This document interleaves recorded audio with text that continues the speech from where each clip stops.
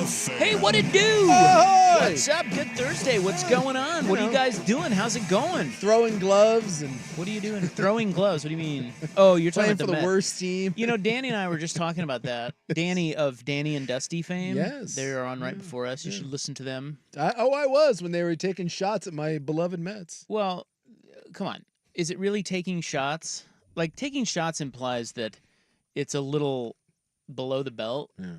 It's all warranted. I mean, my God. Yesterday, we were just talking about this. Yeah. Yesterday on our show, this radio program, Yeah. you claim to be a Mets fan, although you don't really care about them. But I don't care. well, you're never watching them or anything, which I guess I get because they suck. I was watching them yesterday. We were watching. Yeah. Look at you. Look, I don't know. I think you're a convenient Mets fan. When they're good, you can throw your Mets hat on, but when they're not, you know. All right. I mean, that's a whole nother conversation. All right. At any rate, you brought up at the beginning of the show, right here this time yesterday, you said, hey, the Mets are tied with the Dodgers 3-3, just waiting on them to blow it. But I felt better because at least at 3-3, they weren't going to have the inevitable collapse being up 5-3. I felt. Oh, I didn't see they went up 5. Wait, what? No. It was 3-3, but like at 3-3, when we blow the lead, it's not as painful as when you blow the 5-3 or 6-3 lead. Like I knew they were going to lose. Yeah, a tie game that doesn't go your way, I'm like, whatever. But it hurts when you're up 5-3 going into the 8th and then you lose lose 7-5. Those are the ones that sting. So I knew the collapse was coming. I just thought this one would be a little easier. Well, we never followed up on it because No. we have other sports talk here on the program. Mm-hmm. But right after you lamented the Mets possibly blowing the game against the Dodgers, they melted down in the most glorious of ways. They lost 10-3. They gave up 7 runs. Spectacular. In the last 2 innings. Yeah. And the reliever Jorge Lopez, who gave up a lot of those runs, And including a blast to Ohtani. melted down to the point of throwing his glove into the stands. He got kicked out, and he threw his glove into the seats. And a Dodger fan caught the glove. Caught it. Well, the dude, which I assume he keeps. I don't know. I would assume. Lopez freaked out on a check swing call that was the right call. He didn't even come close to going around. Gets thrown out, and then on his way out, he hucks his glove for some reason. Again, lands in the stands. That's just the sort of guy Lopez is. He's given the fans a nice souvenir, though. Could have found a Mets fan to throw that glove to. And then proceeded to double down in the press conference and say that he plays for the worst team in baseball. We have that audio if you'd like it. Yeah, please fire this one off. Carlos Mendoza said that he understands the emotion, but that particular action of throwing your glove into the stands was unacceptable. Looking back on it, do you regret doing that? No, I don't regret it. I think I've been looking the worst team probably in the whole MLB. So, whatever happened. So, whatever they want to do it. I'll be tomorrow here if they want me. Whatever they want to do. So, I'm gonna keep doing this thing. So I'm healthy on whatever. On whatever to do. I'm ready to come back tomorrow, and if they want me to be here, so I'll be here. I love if you want me here, but Well, it sounds like he knew he was on his way out. Yeah, and he tried to do the I'm healthy, aka if you do cut me. Well, they cut him today. Yeah, exactly. But I'm healthy, I'm not hurt. The best line was not in that audio clip where he said, I really give 0 Fs about anything. Yeah. That's what he said. He said, I give 0 Fs about anything. He went all nihilist. And so they DFA'd him, and then they had a team meeting, a clubhouse closed door meeting, which is never good. And then they put Edwin Diaz on the IL. Like it's Thunderdome in New York right now, and it's great. It's the most Mets thing ever. It's just the polar bears hurt. The pitching staff, no one stayed. Like the pitching staff that we assembled last year, that was supposed to be this great staff. They're either not there or they're all hurt. The big reliever that we had a couple years ago, the best in baseball, he gets hurt in the World Baseball Classic celebrating. He comes back this year. He sucks. They've demoted him and then reappointed him as the closer, and he's back to sucking. And now we got this clown out there throwing gloves and being like, I don't care about anything. Oh, and by the way, they're the most expensive team in baseball. Yeah, that's what's great about it is their payroll, as we mentioned yesterday, is $310 million. Yeah. More than the Dodgers, more than the Yankees. It's great. And they're like, they've lost 8 of 9 now. So just couldn't have happened to a better franchise. And you're sitting there saying that I should follow them more closely. Not necessarily. I just, look, I know the routine because I've been a Royals fan for so long that when they're terrible. And what do you do? Yeah, it's like, I'm not watching that crap. No. And so I get that. No, I mean, But sometimes I question your Mets fan. I got hockey playoffs on right now. Why would I watch that pile of garbage on a night-to-night basis when I got the Stanley Cup playoffs going on? I got something else to watch in New York. I got the Rangers. I'm watching this. Like, every time I turn it on, it's just depressing. Isn't sports supposed to uplift you? Isn't it supposed to make you feel good, hope, inspiration, all of that? And let me tell you, the Mets do none of it. Who was it that said, we talked about this years ago, and I can't remember who said it, but who was it? Was it Tony Starlight that said it? Tony Starlight? What did Tony Starlight say? I feel so bad for people who don't like sports. They never experience the thrill of maybe being happy once every 20 years. Yeah, that's about right. Was that Starlight? That might have been. That sounds like a Starlight. Yeah, but that's really what sports is. Yeah, well, it's just constant disappointment. What's this 20-year stuff? 1986. I mean, well, you guys were in the World Series the year we were. Yeah, 2015. They were in the World Series a couple times. 16. Yeah, Subway Series. Yeah. That didn't go our way, and then the Royals didn't go our way, and can't win them all. No. I'd like to win some. Look, all of a sudden that 54%, that DePoto thing, sign me up. Yeah, would you rather be a Mets fan or a Mariner fan? Well, the Mariners are actually, I got a good question about that. I know we're all baseball-y, but are the Mariners really much better than they were last year, or do they just play in such a crappy division? I think they're about the same as last year, right? Don't you? I mean, they can't hit for S. No, but I mean, they good pitching. And by the way, their win percentage, would you care to guess what it is 54. Right now? 54-4. Yeah. So they're losing. Are they losing right now? I think they're down like 4-0. Yeah. Their run differential is -3. So, and this was because they've won 4 in a row. But before that, they were like 1 or 2 games different than were they at the same point the year before.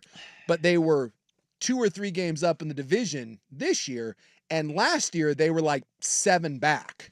And so it begs the question: are they really that much better, or is just everyone else in that division kind of sucks? No, I don't. I think they're the same team.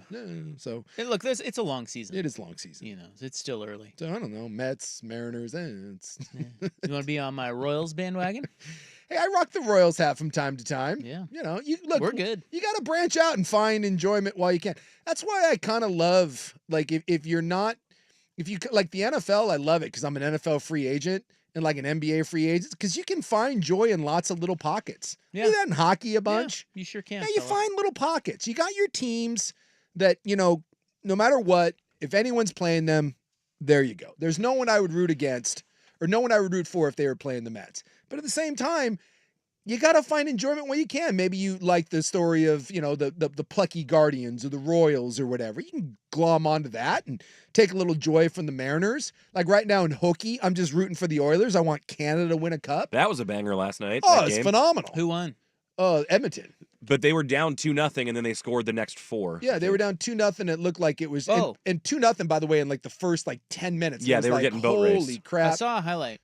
And then they came roaring back. Got a shorthanded one, then got one another right after it, 30 seconds later. It was a great game. Was it that game? I saw the highlight of some guy lost his stick. It was the most amazing save I've ever seen in my life. Yeah, on McDavid. So some guy lost his stick. Ottinger, yeah. And the goalie, so it's a big stick. Yeah. Okay, so the stick is laying. What do they call it? The crease. Well, the crease. It would be on the goal line. Okay, it's in on the crease, but it was on the goal line. Yeah, so the stick is laying there on the goal. I don't know how he lost his stick. Don't just you have it? Well, okay. It's kind of frantic. Okay, Mariota. It's frantic. Not good. Bench his ass. He's actually really good. Well, he didn't. So what happened was then they shoot the puck. It goes in the goal, but doesn't because it hits the stick that's laying there. Never seen anything like it. So it was a phantom save. Does he get a credit for a save? Yes, that is a save. Ottinger gets a save on that. Isn't it also, though, a penalty if you leave it there intentionally? Intentionally. You can't leave a stick there intentionally. You can't throw I almost your feel like it should be a penalty, or they should award the goal or something, because so there's a big oops, I dropped it could happen a lot more often. There's a big scrum in front. Ottinger is the goalie for the Stars, drops his stick in this big panic. And it's laying at a weird angle across the goal line. And the puck gets to the side, and McDavid shoots it. Best player in hockey, by the way. Shoots it behind. He beats Ottinger. The puck goes behind him. No one knows. Like, Ottinger doesn't even know where the puck is. It's going in, and it just so happens to hit his stick and ricochet because of the way it was angled. It's the damnedest save you've ever seen. If they let me make the rules, I would say that's a goal, because most of the stick is actually in the goal. Yes. So I would have given him the goal. The puck, all of the puck, not part of it, the entire puck has to cross the line. No, I know. But the stick, this is an extenuating circumstance. It is. Well, it is weird because, as Buck pointed out, if you leave your stick, had he placed it there or thrown it there. I think any equipment, a glove, a blocker, whatever. So penalty, what if, right to jail. Let's say you have a 3-0 lead. Yeah. And it's late in the game. Mm-hmm. Can you just have your players pile up their sticks in front of the goal? Accidentally. You'd get a lot of penalties. Accidentally. And then one guy skates by, he kind of casually drops it, the next guy does the same thing. Yeah, this is not intentional. So when you pull your goalie, everybody puts their sticks in front of the goal. I like it. Well, I guess if you wanted to do, get some saves. What you should do is do the soccer wall. There'd be nothing preventing you from doing a human wall. Why don't they do that in hockey? Well, the problem with that is only one person has goalie pads, and if that would happen, someone would line up from about 8 feet away and hit a clapper at about 108. Oof. And I'm not certain that any of those guys wanna. They're tough, but they're not volunteering for that. No. One of the Stars, their best defenseman, took one in the ankle last night. Yeah, it looked like he might not be back for a while. It probably broke his ankle. And that's just like on a freak play. And last night we had an ass goal.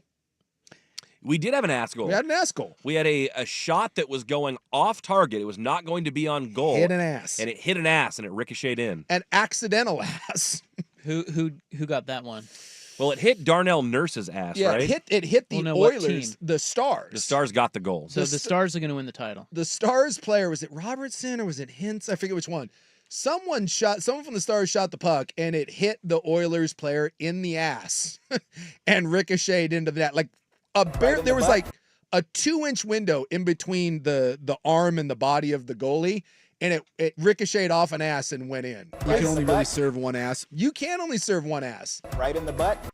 And the poor guy whose ass went off, he has been like playing like the worst hockey, and everyone in Edmonton wants him like run out of town. Well, there was an ass save the game before, I believe. Yeah. There was a shot that looked like it was going, right in the butt. Yeah.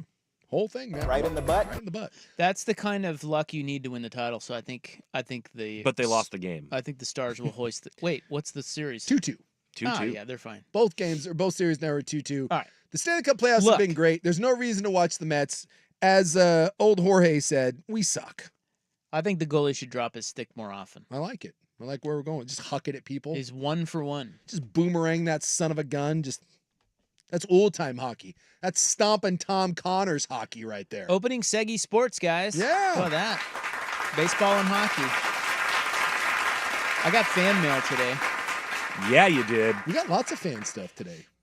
You got Yeah. books. You got fan mail. Yeah, thanks to the bro who brought the KU tribute book. Yeah. The coffee table book with photos, forward by my man, Bill Self. Bill Self. He thought you might enjoy that. I will enjoy that. I also enjoyed a letter from Frank. Frank is back. Oh, the Frank that thought I was gay or accused me of that?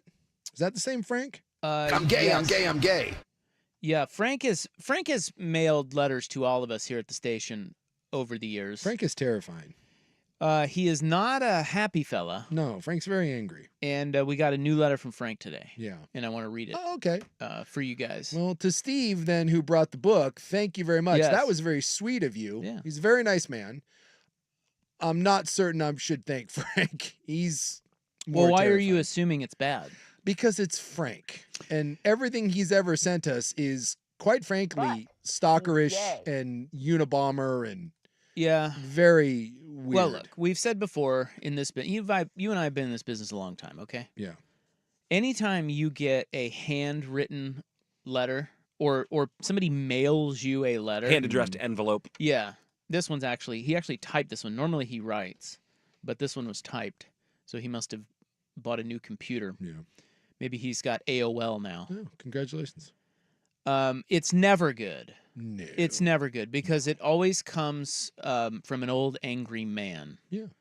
And sometimes they write it out on like, yeah, what do you call those? Like the legal pad. The legal pad. You know, it's Very never frantic handwriting. If you are in this business and you get a letter, you don't even want to open it. But what ends up happening is your curiosity kills you. Yep. And I'm like, well, all right, let's open it.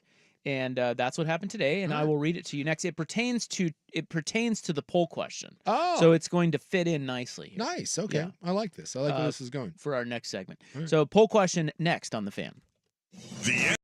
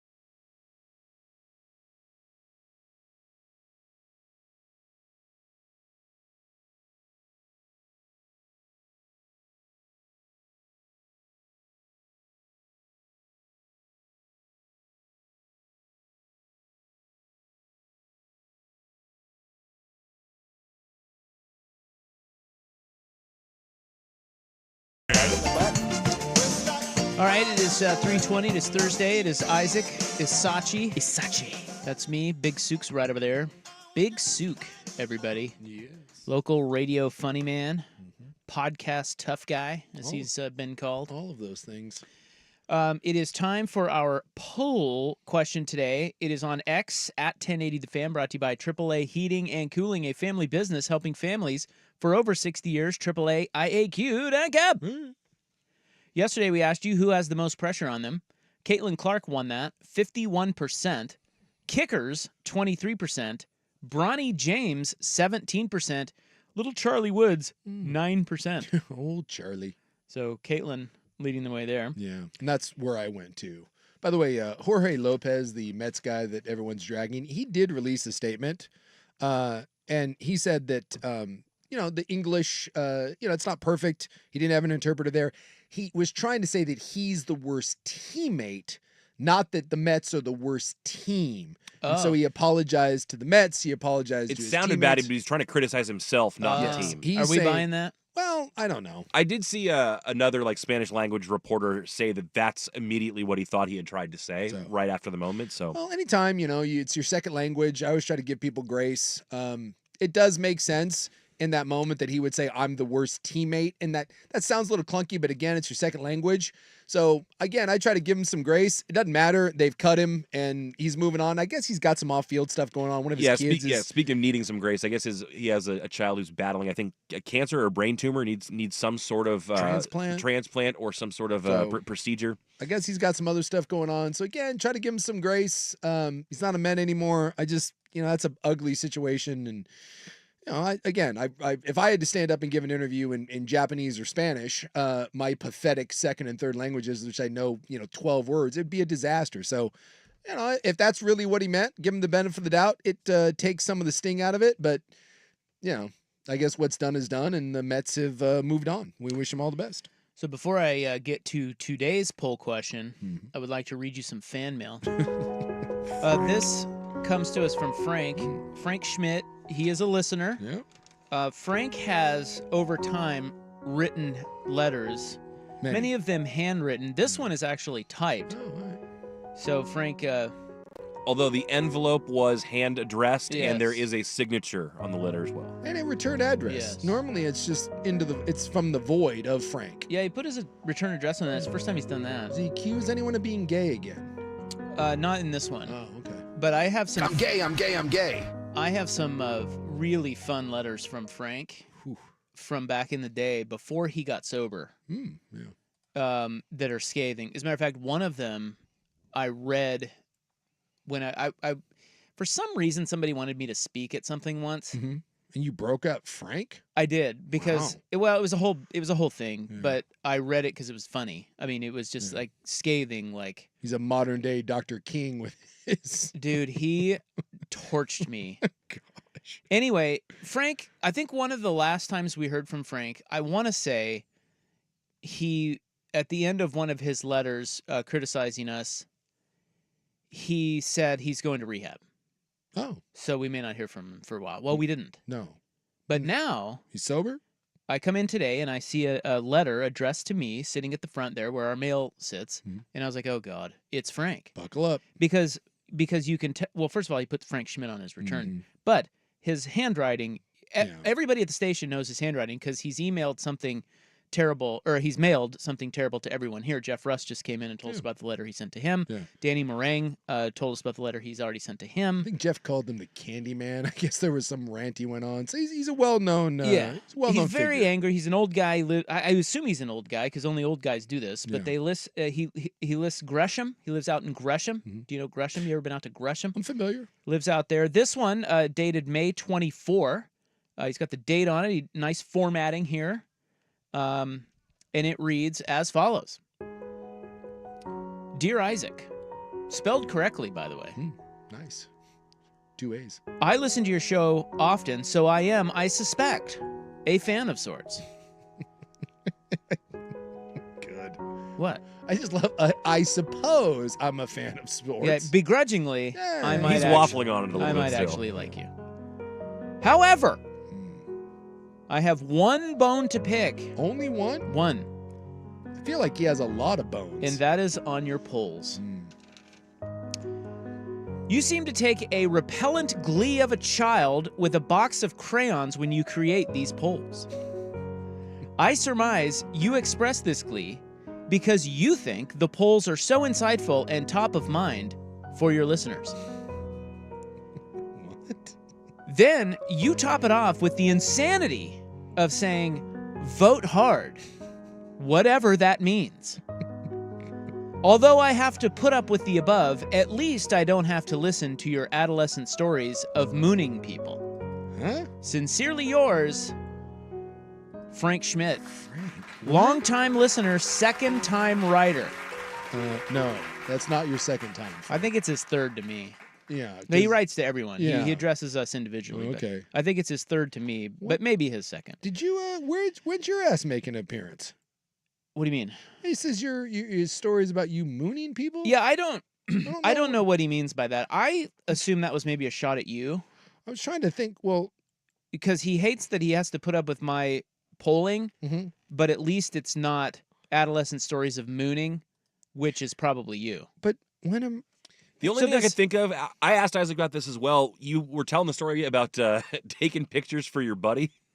Who was sending moon pictures around to friends? I'm guessing that's what it is, because that was recently. Yeah, that wasn't. Yeah, that was a while back. Yeah, I had a friend that when you'd go to weddings and they would pass around. Or he was taking pictures of. Yeah, when he would pass around the camera, to take photos. He was a big fan of. Yeah. So maybe that's it. I think that's what he's talking about. Now, as we break this down, I don't know what to say to Frank other than, Frank, you need to vote harder. Yeah. I mean, come on. What are you talking about? We want you to click hard. Let's go. Commit to it. Frank, you don't have a problem committing to your anger. Commit to the poll. And I do love the polls. Yes. I do. Yeah. I express this glee because I am that insightful. Yes. And not that I think they're top of mind to our listeners. They're not. They're just top of mind to me. And it makes you feel superior to everyone else. Let's not forget about that. Well, I'm the host of the show. I was trying to figure out what the actual grievance is. Is it the glee you take? Yeah, or is it maybe you feeling kind of proud of yourself because of what you've done with the poll? Or what is the grievance? I think the grievance is that he doesn't think the polls are great. And he thinks that I do. Yeah. And therefore, not so fast, my friend. He needed to write me a letter. Dare I say, though, maybe this is the new sobriety speaking, this may be the most confusing. Yes. But this also, is the softest he's been. It's the nicest. Measured. Yeah. Measured. Yeah, I think he's sober. It's just confusing. Most of the time, we know exactly what he's angry about. This one, little confusing, but with a softer side. Yeah. So maybe, just maybe, Frank, congratulations on the progress. Yeah, I'd have to say that that is a kinder, gentler Frank right there. I like where we're going. I feel instead of feeling the cold prickliness of Frank, I feel warm and fuzzy. But if anyone would like to, if we have more criticisms of the poll question, I am offering this right now on the air, live on the air. I will offer to step away from the AAA heating and cooling poll question. I will do that if the people speak. If the people don't want me to do those anymore, and maybe perhaps Suk can do them. Perhaps Ryan Buckley could do them. Would I do a more measured poll? I don't know. Well, there's only one way to find out. Perhaps we should pass the torch. Maybe no, it's don't time. go volunteering me for that. Maybe it's time. I like your polls though. I'm a big fan of the Rot poll. I don't. You don't like your own poll? No. I don't like doing the polls. So, if you guys sorry, Frank. If you guys want to do them, well, you're okay. They're all yours. We like it. I was in my employee review yesterday with our boss Jeff Baton Rouge. Oh, yeah, remember him? I had mine a week or so ago. Yeah, I found out. That's like my one time where I'm like, hey, you're still around. He was praising me for my commitment to the poll question. Oh, all right. Because for many years I held out. I did not want to do that. Look, when you go full commit to the poll, that's when you start to shine. So don't let Frank dissuade you from your great poll work. Well, he kind of is. I'm not gonna lie. Sorry. I feel a little down now. Maybe we need someone to write a counter letter to Frank and I will on a legal pad that praises the poll. Well, I'm gonna send him. He put his return address. I will be sending him a Letter. It will be a letter. It will be handwritten, and all it will say is "Vote harder." Can we send him a photo of my naked ass with it? Or But or would that be stepping over bounds? I just feel like, Frank needs to understand that doing a poll question on a daily basis in the world of sports is not actually the easiest thing to do. It's exhausting. It's very hard. Yeah. So he'll probably hate this one. I know this poll question I have today is exactly what I think he's talking about. Okay. Because I think I'm gonna finish presenting this to you, and he's gonna be like, "What the hell? Who cares? It's exactly what I'm talking about." Also, But do you think Frank, there's too much glee in your Seinfeld voice where you do the sponsor read? Is that part of it? Maybe that's what it is. Well, I am trying to sell it. I mean, it's sold. And we've got well, sponsors. We try to make money on it. Thank you. This is a great poll question. You know why I say that? What is the deal? It could be a terrible poll question. Why I say that is because AAA Heating and Cooling is a fine client. Yeah. And they want you to be excited. Yeah. Let's go. Yeah. I'm all about it, Come on, man. Frank. Vote hard already. And by the way, I am ready. I've got my clicker right here. I got the mouse, and you better believe I'm ready. Are you going to vote? I'm going to click the hell out of this. All right, here's today's poll. Are you guys ready? Oh, I'm so ready. Are you guys ready for today's poll? I'm staring at it right now. Here is today's poll It question. involves wands and poles, and it's a whole thing.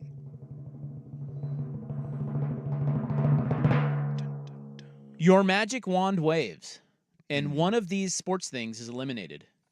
Which goes poof? Flopping in soccer. Oh, that's pretty good. Kickers in football. This pertains to our conversation we had yesterday. Damn it, I hate kickers. Reviews in the NBA. I need those. I want to get it right. I know, I want to get it right too, but boy, I know it's exhausting. They are they're terrible. So annoying. Well, what I hate too, like reviews in hockey now, in overtime, every goal is reviewed because it's the game winner. And it sucks when it's a clear goal and everyone's going crazy, but you still have to wait the minute and a half for them to look at it. It really sucks some of the juice from the moment, but the last 2 minutes of an NBA game are painful. Oh, they go on. The last 2 minutes go on for like it's crazy. And then the last option is human umpires for robots. Boy, that is so good because I have been a proponent for that for years. The reviews in the NBA, no, but those three, God, that's tough. What do you think? There you go. Here's the poll. I want to mash the button for kickers in football because you know how I feel about kickers. But boy, that provides a lot of drama at the end of football games. And I love football, and I don't really want to tinker with it. Flopping in soccer, oh God, because I go to most of the Timbers and Thorns games. That pisses me off. But at the same time, it gives me extra time to drink, gives me extra time to laugh and not pay attention to what's going on. I can fill that time with alcohol and conversation. You know what? Watch, I'm mashing this right now. Freaking human umps for I want the humans I want the robots. Did you vote hard? I did. Did you hear that? Like that was a ferocious. I did hear it. I brought down the hammer of Thor when I voted for that. I mean, it was. Well, thank you. I brought, and by the way, my vote, flopping in soccer is winning. Damn it. Human umpires though coming in at second, 35%. Did you poll hard? Is that part of the issue? I always poll hard. That's what I think Frank is complaining too, but, about. Well, I'm trying to. not hard enough, maybe. I'd never mail in the poll. Mm-hmm. I don't. No. I defy you to challenge me. One of these days, call me out. If you feel like I'm mailing in the poll, you call me out. Yeah. Call me to the carpet because the listeners deserve better. Done and done. I'm gonna be okay. That's not your best work. It's well, not. I don't always. I mean, look, not every poll can be. There's a difference between a crappy poll and trying hard. Look, we've all been there maybe after a night of some drinking when the poll just isn't, it's not our best. Not every poll is a 10 out of 10. We've all been there. How about this though? I'd like you to bring a 7 out of 10 each and every day. And if it drops below that, if you give me a 5.5, guess what? I'm going to say something. Okay. I'm going to be like, you know what? And when you do that, guess who's not voting hard? Me. I'm voting soft. If I get 3 of those, you're taking over. it's like the America's Got Talent. I only have so many X's. How about that? Be careful with your X button. That's true. I'm going to be very judicious with it. Well, Frank, thank you. Yeah. It's awesome that he uses the Postal Service as his text line. Big fan. He's got to be at least 70, right? I don't know. When's the last time you mailed a letter? What if he's 28? God, there's just no chance. It's amazing. There's just no chance. He hasn't done it in a while, but every now and then my old man would pen a letter, and he's an old attorney, and his handwriting, you think my handwriting's bad? Dude, that's genetic. Because my boy, the elder John Sukanik, buckle up. You can read like every fourth word. But when you got a letter from him, there was gonna be some stuff in there. There's gonna be some love, there's gonna be some disappointment, there's gonna be some life advice. It was always a heavy letter. It was never light reading. It was never like, hey, we should get together and play some golf sometime. No. Sit down, we're going on a journey together. All right, we have college football scheduling news. Yeah. I mean, it's not huge news. No, we have other news out of college football too. But something is news. Official now. You like transfers? And the Civil War and the Apple Cup are going to be at the same time. They're going to be on at the same time this year. So, and doesn't that suck? Well, it sucks in the where it's at. It's just, it's not good. All right, we'll get to some of those items coming up next. Vote on the poll question on X at 1080 The Fan. Vote hard. It is 3:37. Here's Buck. Now, from the Fan Sports Desk, a Sports Center update on 1080 The Fan. Brought to you by Crunch Fitness. Memberships as low as $9.99 per month. Find your Crunch time in Portland, Vancouver, or online at crunch.com. First on The Fan, Game 5 of the Western Conference Finals in the NBA tonight between the Timberwolves and Mavericks as the Mavs look to close things out. The line on that one is the T-Wolves favored by 4.5. They'll tip it off at 5:30 over on TNT. Meanwhile, on the ice, a pivotal Game 5 between the Rangers and Florida Panthers at Madison Square Garden tonight. That series knotted up 2 games apiece. You can see the action at 5 over on ESPN. Meanwhile, Major League Baseball action today. The Mariners were going for the sweep of the Houston Astros, but they finally see their 4-game winning streak come to an end. They fall to the Astros 4-0. And we did get some scheduling news in college football today, including that the game between Oregon and Oregon State on September 14th will take place at 12:30 on Fox. More sports scores and stories in 30 minutes. I'm Ryan Buckley from the 1080 The Fan Sports Desk. Listen live or on demand on the Odyssey app, or tell your smart speaker to play 1080 The Fan. The inside story on the Blazers, Ducks, and Beavers. Danny and Dusty. Weekdays noon to 3 on the Odyssey app and 1080 The Fan. Big Souk here for the Big Ford Store, Vancouver Ford. Locally owned and #1 in customer service for, get this, the 7th straight year. Their certified staff is ready to get you in the ride you're looking for. Vancouver Ford isn't just my hometown dealer, it's the dealer I send my family and friends to because I know they're going to be well taken care of and you won't find a better deal, period. Vancouver Ford is proud to represent my hometown and I'm proud to stand behind them. Find them right off Andreessen at SR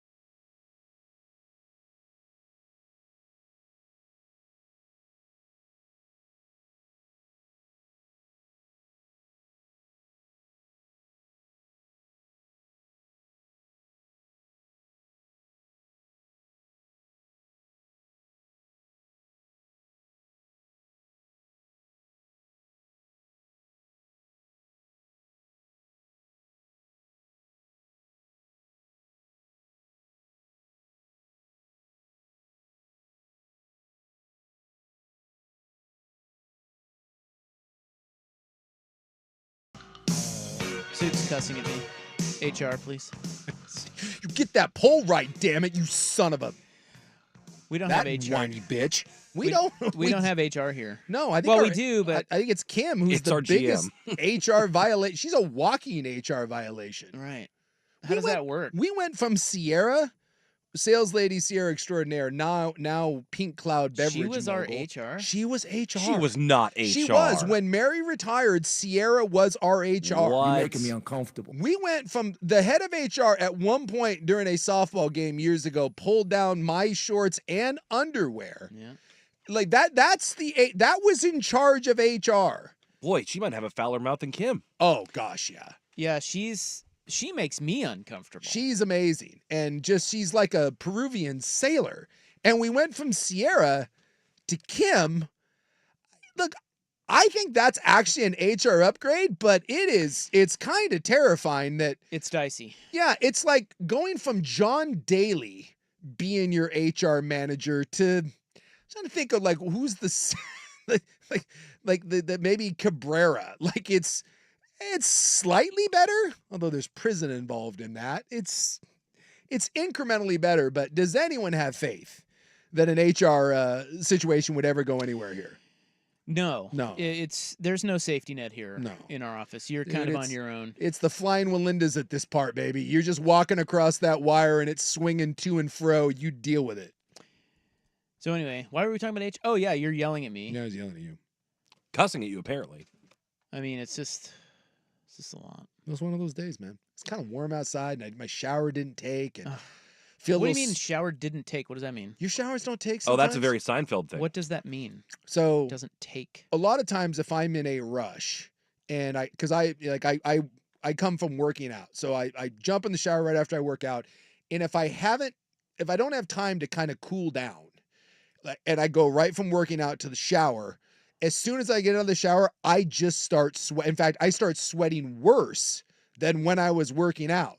So like 5 minutes after I've showered, I'm as sweaty, if not more sweaty, than when I took the original shower. Well, correct me if I'm wrong, though. It was a stanza thing. The phrase was the shower didn't take, and he had a whole thing. Yes. It was a whole episode about how he did shower, but the shower didn't take. And and when that happens, to be honest with you, it kind of ruins my day.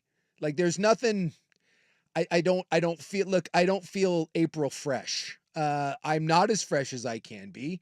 I feel very salty. You know, like when you get off a golf course, like you don't feel clean, right? You have that film. You feel sandy. I have that on me like right sand. now. Yeah, and my pits now, they're not April fresh. So I'm taking it out on you. Yeah. Well, I'm going to I'm going to. Well. Yeah. I have no recourse. No, you don't. I'm suing Odyssey. That's what I'm doing. For $16 million. Good luck. 16 million? What do you mean? Well, Why? An Odyssey station. The cop was suing the hospital for $16 million because one of the employees was. You don't want to sue the employee. That doesn't get anything. You got to sue the company. I have had showers that didn't take, though. Yeah, it's terrible. That is a thing. Yeah. Okay, college football scheduling news next on The Fan.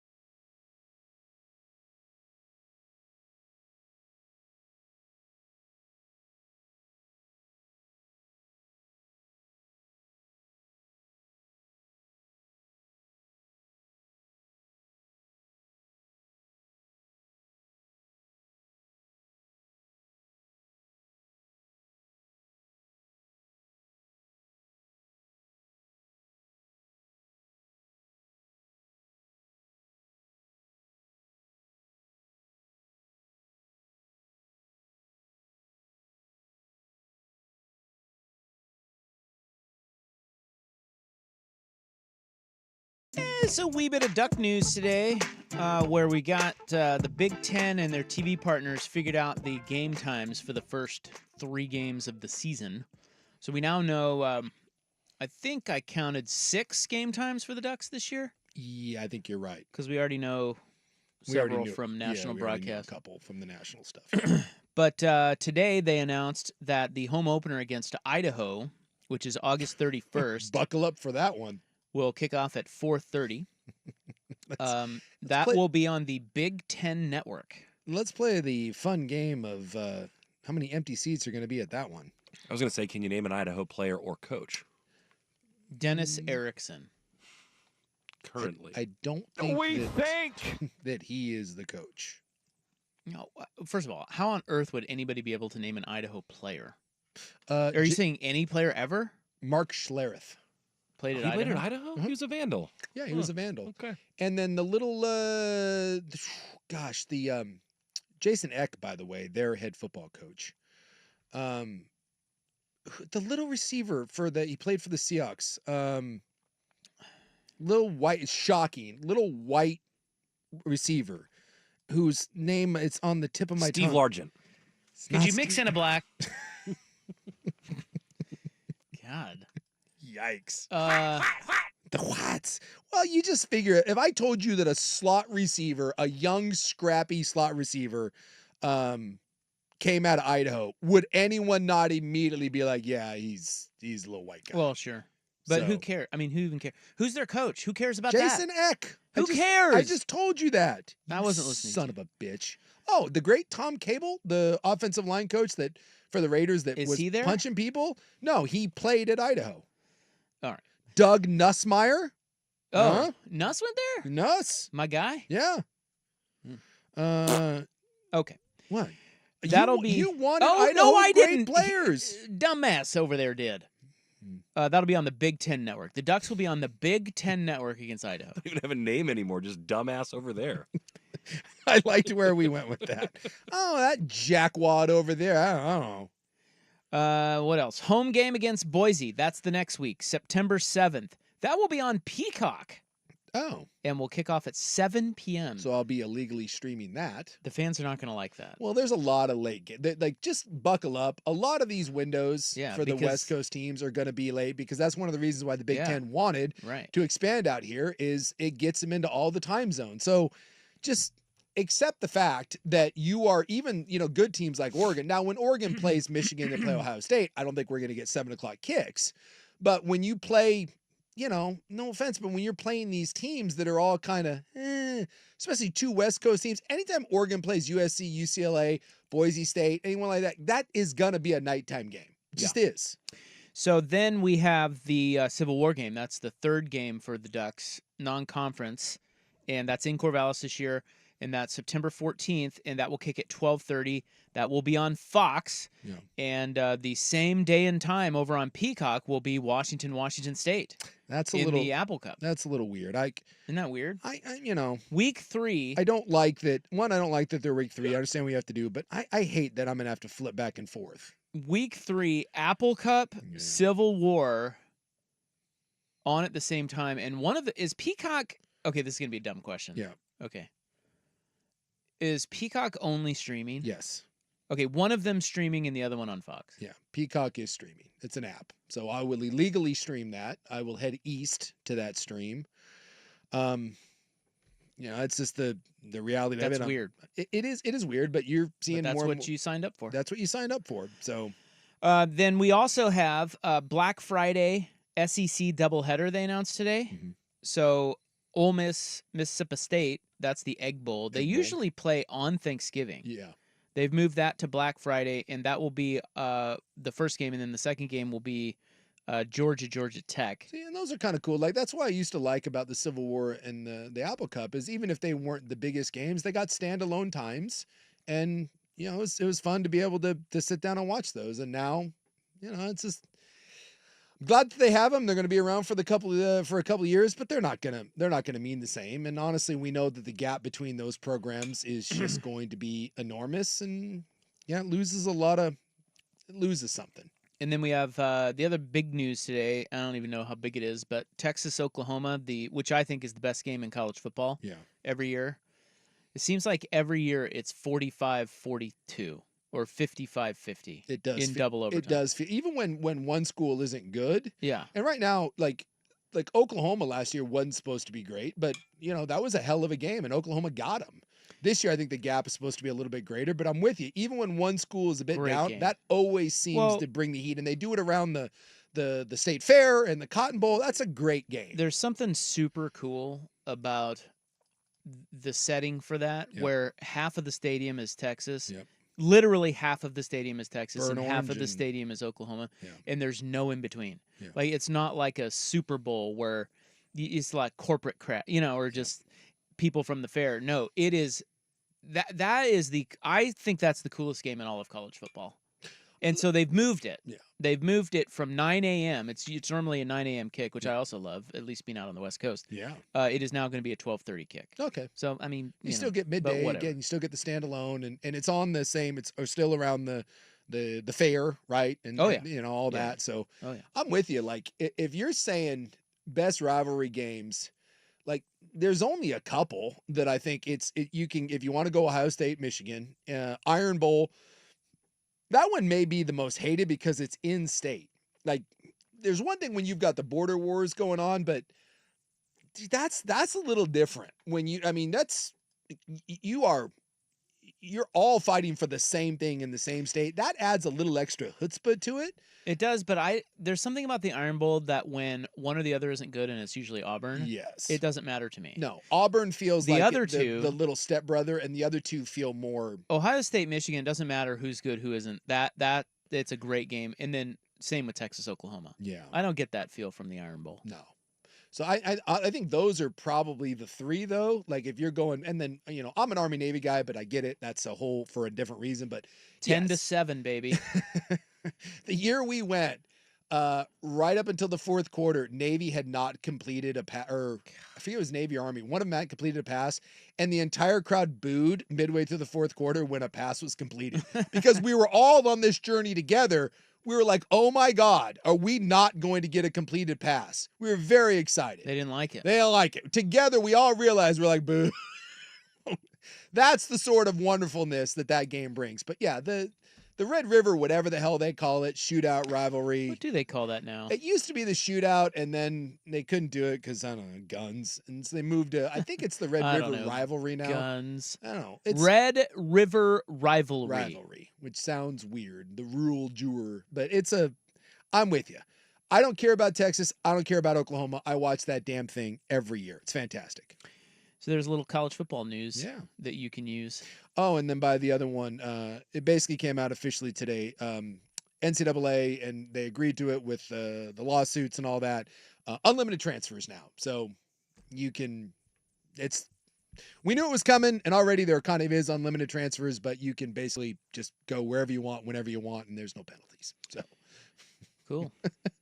I know so many people are excited about that.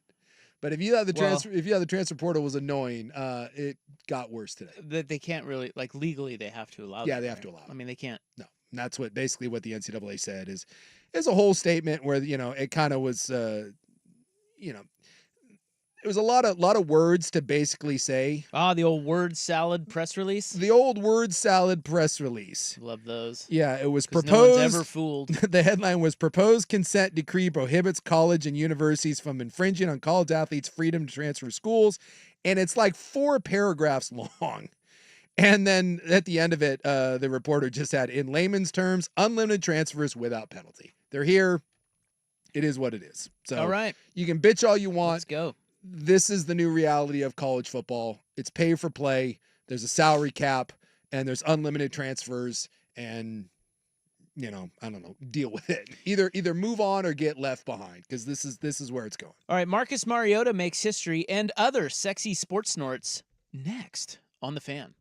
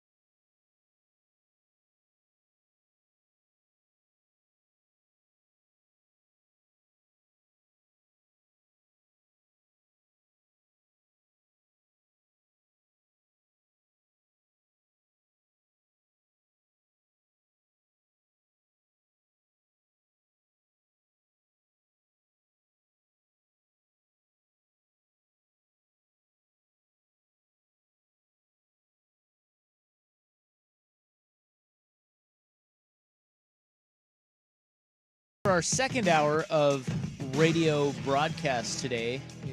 By the way, I found something interesting in the. I just mentioned the new NCAA rule that there is unlimited transfers. And yeah. In that, by the way, they did put in there that going forward, the NCAA cannot try to impose another ban. Like it's in there. Like cat can't come back through the door. It is shut forever. But little tidbit. If you are still playing, so this wouldn't like apply to me, I'm out of eligibility, but if you're still playing college football and you transferred and got a year taken away from you, you get it back. So Cam Rising, who I believe is 26 years old. Really? And will play this year for Utah. So he's 1, 2, 3, 4, 5, 6. Like he's like on his 7th year of football. Well, it's not technically. If Cam Rising wants to, he can play this year at Utah as like 26 years old. Wow. And come back next year and be eligible again to be the Utes quarterback. Do you know who else this applies to? You know the first name that popped into my head? Cam McCormick, dude. Yes. He just got another year. And I'm sure he's had 9. And I'm sure he had to burn a redshirt year at some point. And technically, under these rules, he would get it back. Well, no, because he went to Miami. Yeah, and if he had, he may have not lost a year. Though. I'll look and see. But if you lost a year, not for medical reasons, if you lost a year because the NCAA made you sit out, see, I think he was a grad transfer. You can have it back because grad transfers don't have to sit out, right? No. Yeah, so I don't think he lost a year for that. But if he did, he just got another year. That dude's gonna play until he's 40. Well, I mean, Cam Rising, if I'm getting this right, and he's 26, then 27, he could technically play until he's 28 years old. And by the way, it's in Utah. He should transfer to BYU, and he'd fit right in. He's Wooderson at this point. He's like, all right. And also, follow me on this. Utah is a really nice collective. Like, remember, like they give all their players trucks. So Cam Rising is probably making $1 million to $1.5 million a year on NIL. He gets a free truck, probably has a couple other deals, to supply him with different things. There is a real possibility that he would make more staying at Utah for another year. Well, listen, than trying to go to the NFL. I'm going to go back to Cam McCormick. Yeah. So Cam McCormick, the tight end at Oregon, started with Justin Herbert. 2016. Okay, so he played 5 years at Oregon, I think. Then he just played at Miami. Yes. His 6th year. Yeah. And I think he gets another year, but I don't know. If he's playing this year, that will be 9. 9. 9. What am I missing? Did he play at Oregon longer? Yeah, he was at Oregon for 7 years. 9 times. No, he didn't play. A couple of them he was out. Know, but he was at Oregon for 7 years. And now he's been at Miami. I'm assuming 2023 was last year. 2024, I'm assuming, is this year coming up. If he is still playing this year, that'll be his 9th year. I doubt, because he was a grad. Yeah, he had to be a grad transfer at Miami, so he would not get the extra year because he was not forced to. That's sit what out. I was saying. Yeah. So But 9. Why is it possible that Cam McCormick is outsmarting all of us? In that when he started playing college football in 2016, he saw pay for play coming, and he just was like, you know what, I am going to get some of that money, and I am going to stay around for 10 years to do it. Why not? Miami does have universal income for their players. So he's get a little something. I'm sure that he's got a couple NIL deals here and there. Does he get back pay? Yes, he would get back in the settlement. Yeah, because the settlement goes back to, I believe, 2016. 2016. Yeah, dude, he's gonna rake in some dough here. So he'll get like somewhere between 50 and 100 grand off the NCAA settlement. That's coming his way. Now these guys have. And by the way, he has his undergraduate, and I believe he also has his master's degree already. Right. So does he have to still be in school though? He has to take something, yes. But I don't know. I wonder when they're going to do away with that. It's possible that's coming. But he's already has his master's, so he's probably now working on either a doctorate or another master's degree. What a life. He's going to come out of there like a college professor. It's kind of crazy. Dr. McCormick. Yeah. Dr. McCormick. Well, it is amazing. You brought this up after we shut off our mics for the last segment, but You said, isn't it amazing how long it took them to sue? Yeah. When the reality is, that's kind of, I mean, O'Bannon sued a long time 20 ago. years ago. And he was the first domino in this. So it does take time to get this done, but it just seems so late. Yeah. It's like, why didn't we start this process in 1970? Because now when they're doing it, the courts are just annihilating the NCAA. Yeah, they have no leg to stand on. None. And for the longest time, the NCAA stood up there with this smug sort of like, do something about it. And it is crazy because now you look at it and it seems like such a no-brainer. They're like, what? You can tell me where I can and can't go, even though you're not signing me to any sort of contract and I'm not an employee? Like, that's crazy.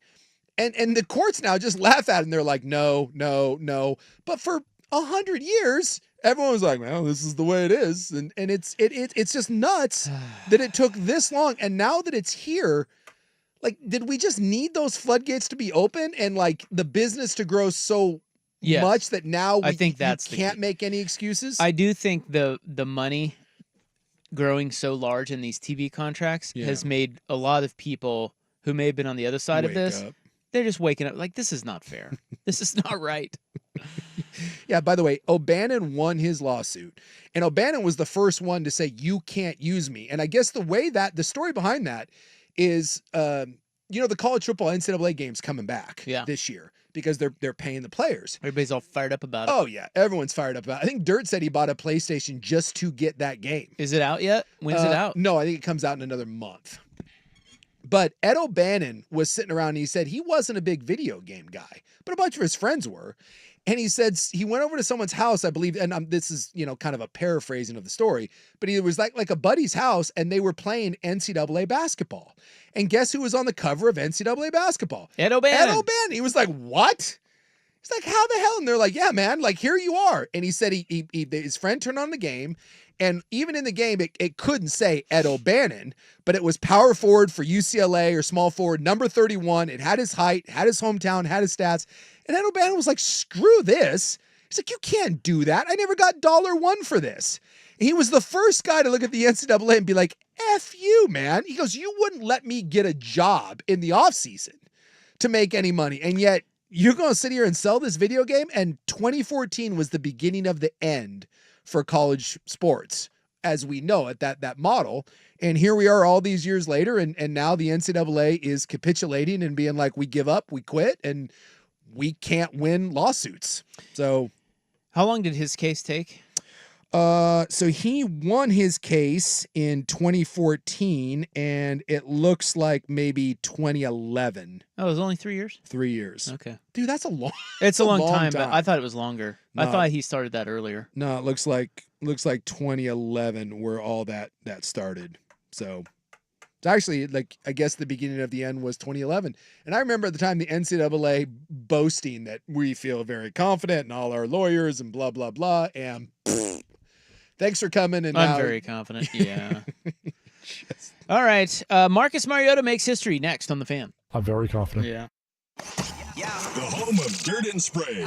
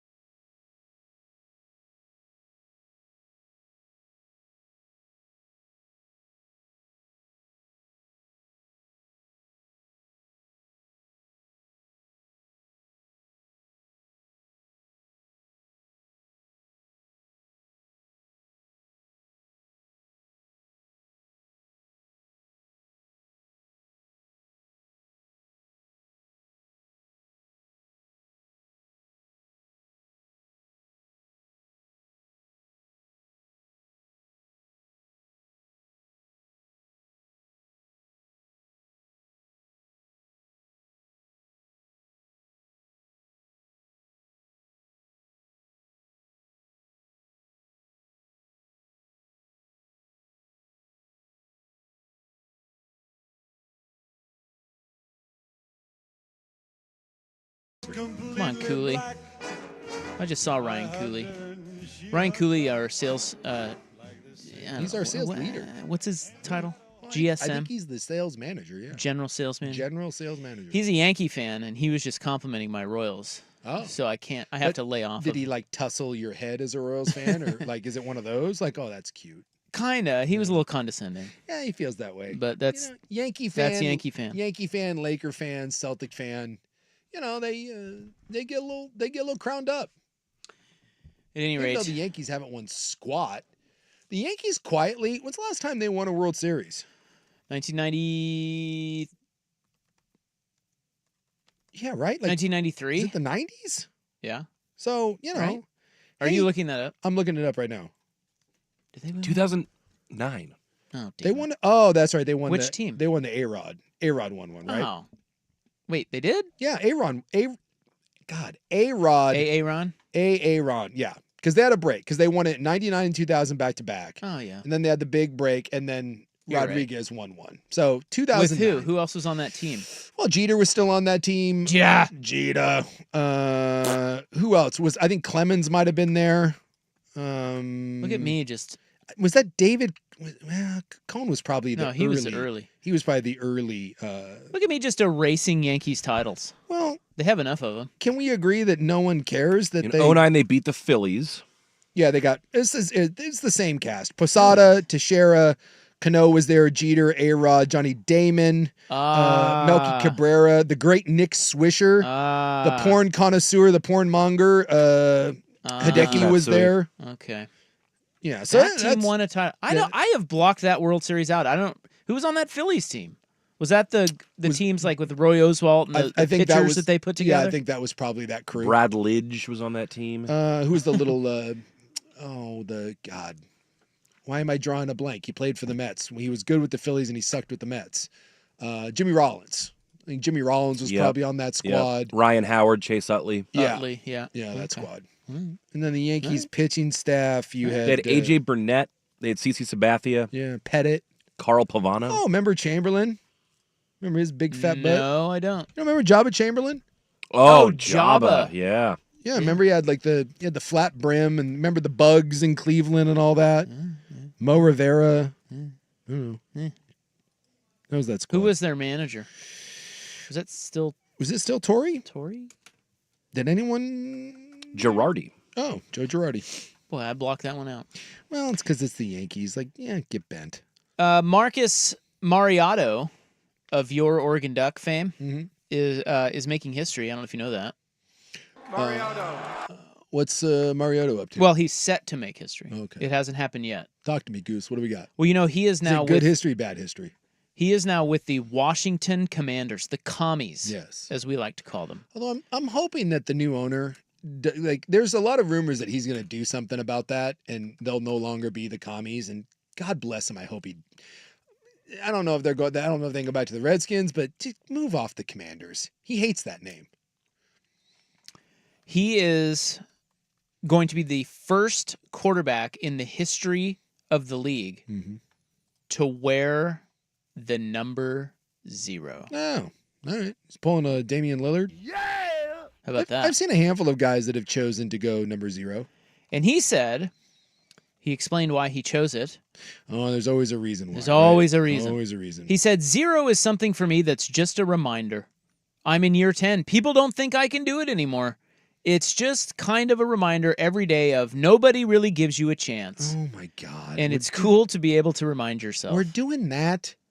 Dude, you were the Heisman Trophy winner, and you were what, the number 2 or 3 overall pick? I think number 2, right? Behind Winston? And we're doing the no one believed in me? I don't really understand why 0 reminds him of that. Because you're I don't know. That's weird. I mean, why wouldn't it be number 1? Like, I'm number 1. Well, but no, it's like, no, like you're 0 because no one loves you. You're nothing. You're nothing. a 0. You're a 0. I thought he was maybe going to say that, like, because I came from nothing or I had nothing when all this started, but no, he went with the no one believes in me. You know, I hate to say this about Mariota because he's such a great guy. He is. But this idea, and I guess athletes just have to think this way, but this idea that people don't think he can do it anymore, I mean, does he not have the awareness that he has not done it? Like that. It's not like I don't like. Here's what it is. I think it's when the. I don't like it when athletes frame it as if it's some sort of absurd opinion. Yeah. It's like the Deion Sanders dude, thing. You believe in it? No, we don't. You're not very good. Marcus Mariota, we have seen him play multiple times, and I loved him as an Oregon Duck. He's greatness. He's a great dude. He is not a very good NFL quarterback. No. And I'm not expecting him to think that, of course, but I am expecting him to at least understand that, yes, maybe people aren't going to believe you can do it anymore in year 10. We've seen enough. So it's just, that stuff drives me crazy. It's a little weird. It's a little but weird. I don't know. I guess the alternative is, what do you expect him to say? Yeah. I totally get it. I've been terrible. And I'll probably be terrible again, but I'm going to wear number 0. I'm number 0. Reminding me that I'm a 0. Calvin Ridley is going number 0.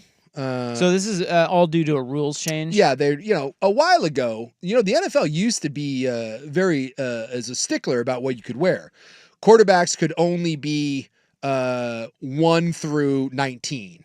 And offensive linemen had to be 50 through 79. Linebackers had to be 50 to 59, or you could be 90 to 99. Like and defensive linemen, same thing, like certain numbers. And then years ago, the NFL changed that. And remember Tom Brady was complaining about that? Because he's like, well, now I got a linebacker who's number 6 and I got a DB who's number 9. How the hell am I supposed to tell them apart? Yeah. So now anyone can basically wear anything they want. It's kind of a free-for-all. And just this year, the only number... Not QBs. What? Not QBs. Yeah, QBs still have the They have range. to stay They within, stay with the range. It's like 1 to 19. 1 to or 19. 0 now, to 19. 0 to 19. But just this year is the first time they opened the door to 0. I don't know if 00, because old Jim Otto was 00 for like the Raiders. I don't know if 00 is a thing, but 0 is opened up. So a bunch of guys chose it. Ridley did it. Paris Campbell, Roquan Smith, Brian Burns, Marcus Davenport, Devin Bush. There's like 20 guys that all jumped on this and chose 0. So Marcus is not alone, and they all have a reason. Bryant Young, who's the guy for the Rams, he chose 0 because when he got to the University of Tennessee, he chose 0 because it represented how unlikely his path to the big time. He had 0% chance. When he got recruited to Tennessee? Yeah, like same idea. Same idea. So they paid money for you to go there, but you had 0 chance. 0 chance. 0. I guess there's 22 players. Just a kid from Christian Gonzalez one of them? I'll look through. DeAndre Swift, the running back, went 0. I'm trying to think if there's any other, because some of them are like whatever, like you've never heard of them. I was trying to think if there was looking to find other people. Roquan Smith is the best player to go 0. A lot of them else are just Brian Burns is a really good player. The rest of them are just kind of like, nah. Those are the only real notable ones. But you'll see a bunch of 0s out there, and that became a thing. And a couple years ago in college, they opened up 0, and a bunch of guys grabbed it. Of course, Lillard went with the letter O. Yeah, he said it had nothing to do with the numbers for Oakland, for Ogden, for... And that was Calvin Ridley. Calvin Ridley called all him and his siblings COR because they all had the same initials, so he went COR as in Oren. So Calvin Ridley is not 0, he is O. He is Lillard. And Lillard's was for Oregon, Ogden, and Oakland, where he played, where he grew up and played. One other sexy sports snort for you today, before we move on to In the News. Ryan Buckley, our fine producer, has been ball-sacked yet again. He's been ball-sacked twice in the last 2 days, just via text, our text thread. Right to the forehead. Yeah, that's right. But one of them I found particularly interesting because the one today, I can't believe you fell for. That was the... Yeah, I barely looked at that one, and I was like, what is this? And I didn't even go down the rabbit hole, and then I sent it, and I was like, oh, this isn't real. And my first text back to him was, there is 0 chance that's real. Yeah, and it wasn't. It was kind of funny, though. It was, what was it? It was... Someone saying that it's unfair that Trump had an entire team of lawyers working against him. Yeah, it's a fake account, but it is a representative, and it says, this trial has been so unfair to President Trump. This whole time he was trying to prove his innocence. There was another team of lawyers trying to prove he was guilty. I thought this was America, which is funny, but very much not real and not no from a chance representative. that's real. No. But Well, in today's day and age, it's kind of like it kind of could have been. Well, you know what was real? And by the way, if you don't know, we're not going to spend a bunch of time on it because whatever. But Trump did get convicted on all 34 counts today. So that happened. But Space Force. It was like 2 days ago, a day or two ago, when the jury went out for deliberations. This is real. He went on one of his rants because that's what he does. And I'm really rich. He said it was extremely unfair that the prosecution got to speak last. Huge advantage for the prosecution and a slight against Trump. And that's a real thing that the former president said. And everyone was like, you do realize that that's the way trials work since, I don't know, forever. China. No matter what trial you're in, when you give closing arguments, the defense goes and then the prosecution goes because the burden of proof is on the prosecution. And that is a real thing that he tried to claim himself, not his attorney, himself. That it was very biased against him that the prosecution got to speak last. So the second one that Buckley apparently it worked got ball sacked by. Now this one I think gets a lot of people because it is an account on Twitter with the name Dove Kleinman. Have you seen this? Yes. Oh, and I wasn't the only one. A lot of people, a lot of other publications ran with it thinking it was real. Here's the thing about Dove Kleinman. I looked into this. Yeah. So Dove Kleinman is a parody NFL insider account, and whoever started it sold it, and now it's just like one of those aggregate accounts. In other words, it has a ton of followers, like a couple 100,000 or something. I'm aware of him. Yeah. Well, it's not it's fake. Okay. That is not a real. I can't say person. I can't say I knew that. I know. This one is good because it gets a lot of people because what he does or what they do. There's often credible stuff on. Yes, they will post. They will aggregate other NFL stories and put it on there. Okay. And so a lot of what this Twitter account tweets is real, but then they mix in fake stuff. I see. And the one that was in there and seems totally believable is that Mark Davis, the Raiders owner, knocked up this young hot that he's dating. Okay, so that's did you see that? I've seen that story lots of places. It is not real. I thought that story was real. No. It's not real, and she said that it was because she was photographed next to Mark Davis in a luxury box like 2 years ago. Yes, one time. And because there's a photo of them together, someone was able to just be like, "Oh yeah, it's his kid and his girlfriend." She did get knocked up, and then I saw someone tweeted plot twist. It's not. She's claiming it's not Mark Davis's kid.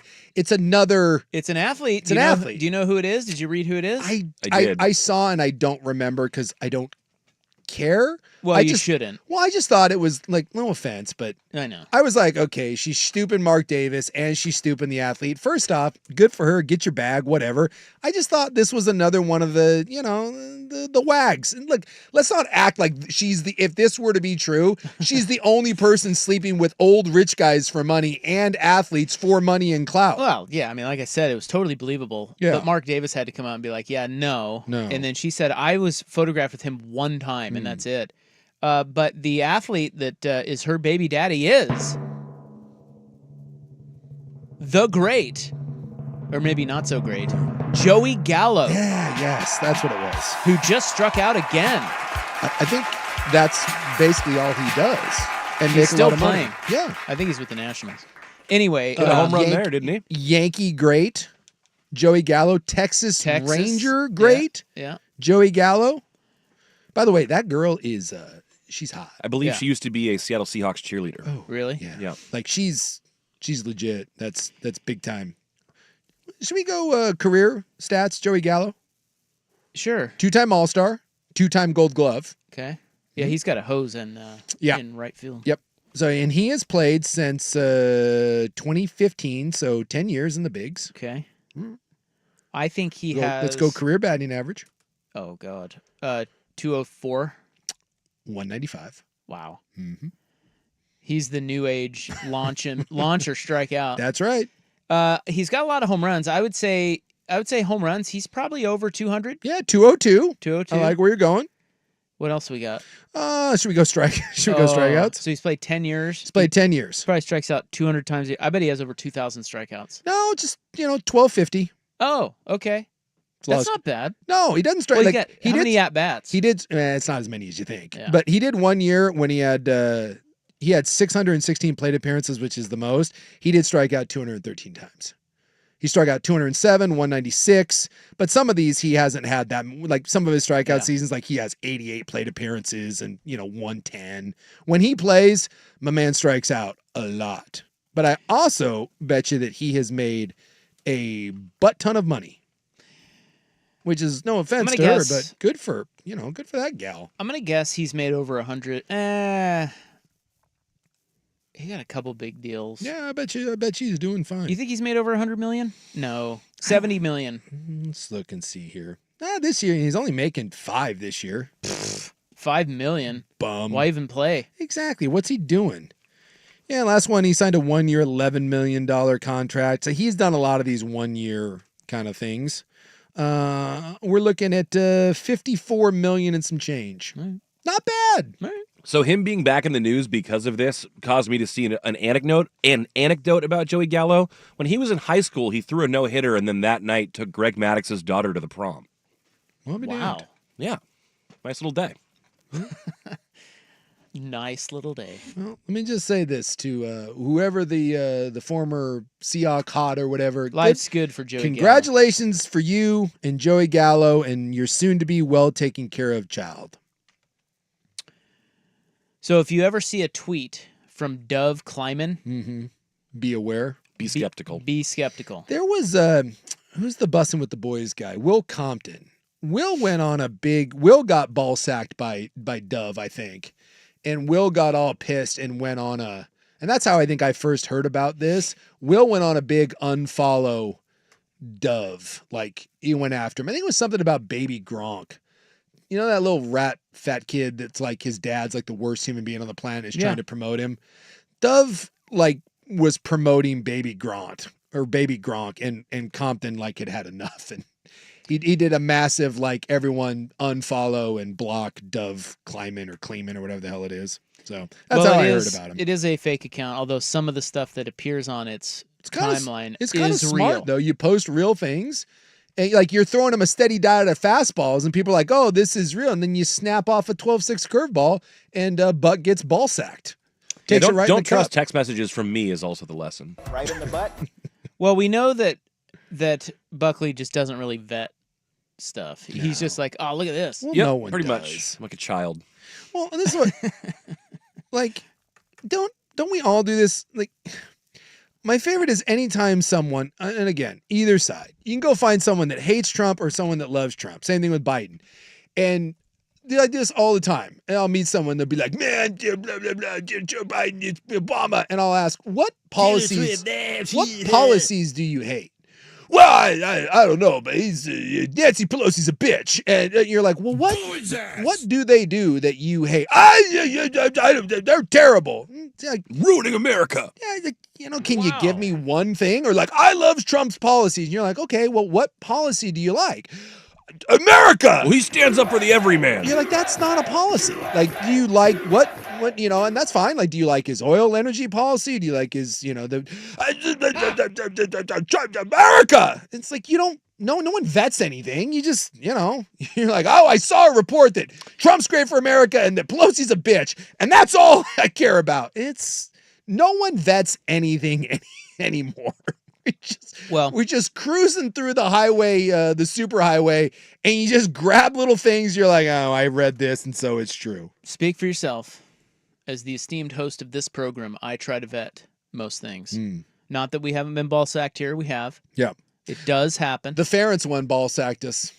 We got sacked. Yeah. We got sacked good. We didn't vet that one. No. Maybe it's time to grab a hold of your little step ladders and go ahead and climb out of my ass for a while. Can I honestly tell you, the reason why I got sacked so hard on that is I wanted to believe. Yeah. I think we all did. I wanted that to be real. And looking back on it, I should have been like, there's no way. But in that moment, as I was wearing my Punts sweatshirt, I wanted that to be real so bad. I was willing to suspend disbelief. Well, the best fakes are the ones that are believable. Yes. Right.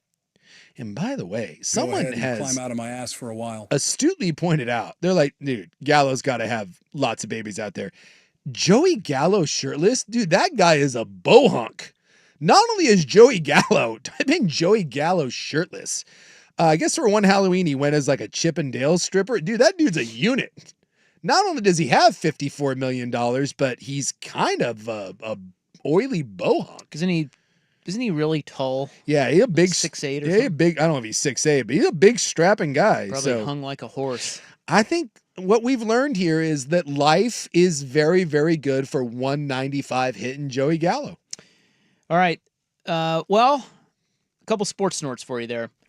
In the news is next. We've got a creep in Washougal, and I've got Sloth news. Ooh, I like sloths. Here is Buck with SportsCenter.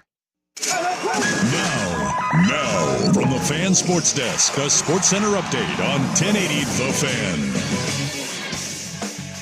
Ryan Buckley with this SportsCenter update. First on the Fan on the Hardwood tonight, Game 5 of the NBA's Western Conference Finals back in Minneapolis as the Mavs look to close out the Timberwolves. Derek Lively, a game-time decision, and is expected to be available.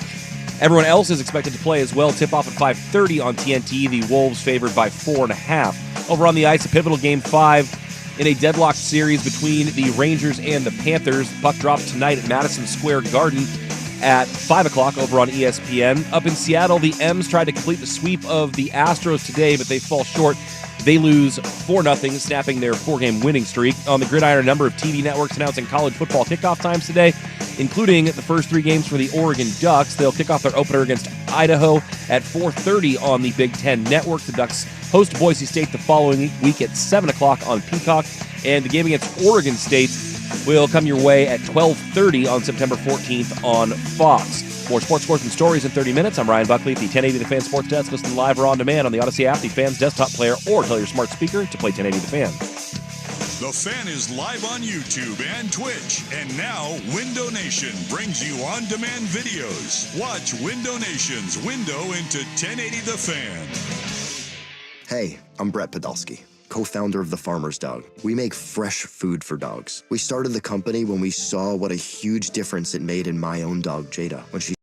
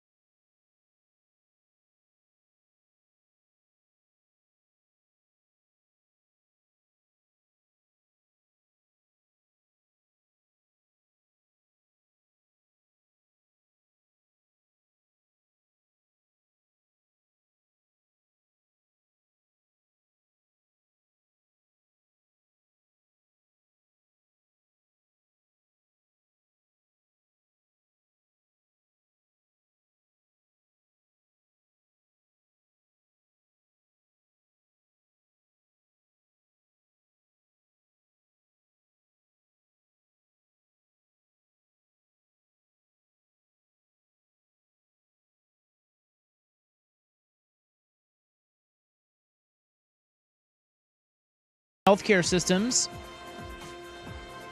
have signed a merger agreement, Legacy Health and OHSU. So your care will now suck coming from one main organization as opposed to two crappy organizations. Did they call it a monopoly? The combined system will include 12 hospitals, more than 100 other locations, and about 30,000 employees. It will be the largest employer in the Portland metro area. OHSU currently ranks 3rd behind Providence Health and Services and Intel, with Nike 4th and Legacy 5th. Also, this isn't going to help you get an appointment anytime sooner. If you need to see a specialist, see us sometime in November, and good luck with that. You know what the new company will be called? I don't. So it's Legacy OHSU. and OHSU. Yeah. The new company will be called OHSU Health. Oh, all right. So Legacy dead. Apropos with the whole healthcare system. There will be 2 divisions, a Portland division consisting of the main hospital up there on the hill, Dornbeckers, Legacy Emmanuel, Legacy Good Sam, Randall Children's, and the Unity Center of Behavioral Health, and the regional and ambulatory division consisting of Adventist Health, the Hillsborough Medical Center, the Legacy Meridian Park, Legacy Mount Hood, Salmon Creek, and Silverton. And in all fairness, I will say this. All 3 of my children were born at those hospitals. Legacy? Yeah. All my kids were born there. Wonderful doctors there. My dad received his cancer surgery and treatment there. Didn't work, but very happy with the care, and a lot of great people that work over there. And so I don't want to. The system we have is broken, it's stupid, it's unfair, it's complex. There's no reason for it to be like this. Everyone gets screwed out of it. But there are some wonderful, wonderful healthcare professionals over there. So shout out to them. Didn't want to feel like I was taking a look at you steamer on all those people. Feeling guilty. Well, like I about said, your hot takes. Well, we've had, like I said, all 3 of my kids being born there, I received unbelievable care. Could not want anything more. And like I said, when my dad was battling, he was in and out of those for 2 years fighting that awful disease. And right up until the end, when they sent him home to, for hospice, we were handled with love, care, concern, all of that. And, we knew what we were up against. And that's not an easy job. Well, I agree. Healthcare professionals, as far as I'm concerned, are all saints. Yeah. They go through way more than anybody knows. Yep. And they, I don't know. That's just it's a big part of our family. Yeah. I mean, my brother is a nurse. His wife is a nurse. My wife was a nurse, now a therapist. My kid is a nurse. I mean, and you doing parts. And I'm a nurse. Oh wait, you feel guilty about that? You're like, well, they're all saints, healthcare professionals, but the system they work in is garbage. Yeah. And even they will tell you. Yes. So, Washougal, we've got a creep on the loose in Washougal. The shoe. Well, actually, he's not on the loose. They caught him. Yeah. They arrested this guy. His name is Emmanuel Coda. And he has been arraigned after being accused of hiding a cell phone camera in a bathroom to film people in the bathroom. Yeah, you can't do that. You cannot do that. No, you can't. Court documents show the Washougal Police Department responded to a suspicious circumstance April 13th when a man and a woman reported that they found a cell phone hidden in their bathroom cupboard. Yeah. And the camera was pointed towards the shower. The residents informed the officers that they had recently hired Chosen Bright Cleaning to clean their home. The business co-owner then confirmed that cell phone belonged to one of her employees who happens to be her husband. Oh! I'm guessing I was going to say, should we not blame that business? I'm guessing that's not good. That's not good to have your name out there. Is the new ad going to be, hey, and now we clean your house and we won't film you naked? The 34-year-old man later arrived at the police station where the declaration of probable cause alleged that he would not allow officers to fully search his phone. They issued a search warrant for it, and of course they searched his phone. Yeah, and they found they found over 400 minute-long videos recorded in the bathroom it was found in. Most of them there's no one in there. But there were a few videos of the residents removing their clothing and using the toilet. Yeah. What I don't understand about creeps like this. Are you not familiar with the internet? Are you like, okay, so I get it. Your gig is you wanna be a voyeur. You wanna watch. You want the secret video. That's his bit. Guess what? Go to one of 8 billion porn sites and type in voyeur video, and guess what? There you go, and you're not going to prison. Yeah, but I think what not happens... as fun. That's right. That's exactly right. What happens is you do that for a while, and you're like, I want the real thing. That's even hotter. Where's the thrill in that? So, and this says, officials do allege that he visited voyeuristic pornographic websites and seems particularly interested in videos of women showering. He's about to be interested in men showering real soon. He going to jail. He is also accused of recording his sister-in-law's legs and clothing genital area underneath a kitchen table. Going down that road, huh? With spy cameras. You're there at family dinner. You got a GoPro strapped to your thigh. Inconspicuous, my man. God, people are terrible. Emmanuel Coda. Didn't he plead not guilty too? He did. Yep. Oh yeah. My man, they've got your phone. I didn't do it. They've got your files. He's pulling a Shaggy defense, wasn't me? Although, hey, that seems to be the trend. You never know. Dude, we have you dead to rights. No, didn't do it. I'll win on appeal. I have sloth news. I know you love a good sloth. I do. We saw sloths in Peru, and they were great. Yeah, I couldn't take my eyes off of them. One of my favorite random internet videos that like the algorithm knows is, and it's usually somewhere, in Central America or whatever, is the kind Samaritan picking up the sloth, moving it across the highway, putting it in the tree, and then the sloth going about its merry way. Those videos, they warm my And heart. on occasion, the sloth will show gratitude, like it'll nod its head or give it a little high five or a little paw. Yeah, big fan. Wait, are you saying the sloth tips his cap? Yeah, kind of. Yeah, Yeah, it kind of gives there's you like a claw there's bump. at least 2 out there where someone helps the sloth, and then afterwards the sloth either looks back and waves, gives an or acknowledgement. tries to do a little dap up, a little fist bump type deal. He's like, thanks, bro. I don't know if they can handle our climate, but I'm telling you, my backyard. It's like the Wild West back there. I got raccoons, I got possums, I got birds, I got rabbits, I got my dog. If somehow I could introduce a sloth, because I got 2 giant trees, and that's all they do is hang from trees. Yeah. If that's legal and someone can get me a sloth, that sloth has a great life living in that tree. Yeah, they're dying here. I will feed that thing. What do we need? Let's go. Having a sloth, and every day I'll walk out and I'll see that thing in the tree and I'll just give one of these. What's up, bro? And he'll give you a wave, apparently. Yeah, give me a wave. And then I'll feed him, I don't know, whatever sloths eat. We were deep in the Amazon jungle in Peru. And you would think that is amazing. Yeah, right? Right?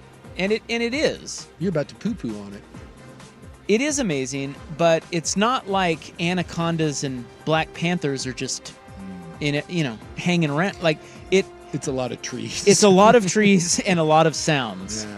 Yeah. The caiman are kind of cool. The piranha were really cool. But I thought the coolest part, because we didn't see any big anacondas, we didn't, we saw some huge ass spiders and frogs. Like, it's crazy. See, I don't want to see the big anaconda. Yeah, well, our guide, who was a complete drunk, by the way, and a total jerk, but that's just who he was, and we just went. He did his job. Yeah. He yelled at me multiple times, but What I just for? think it was the booze. Well, now we're getting into What rules were you breaking? I didn't know this. Okay.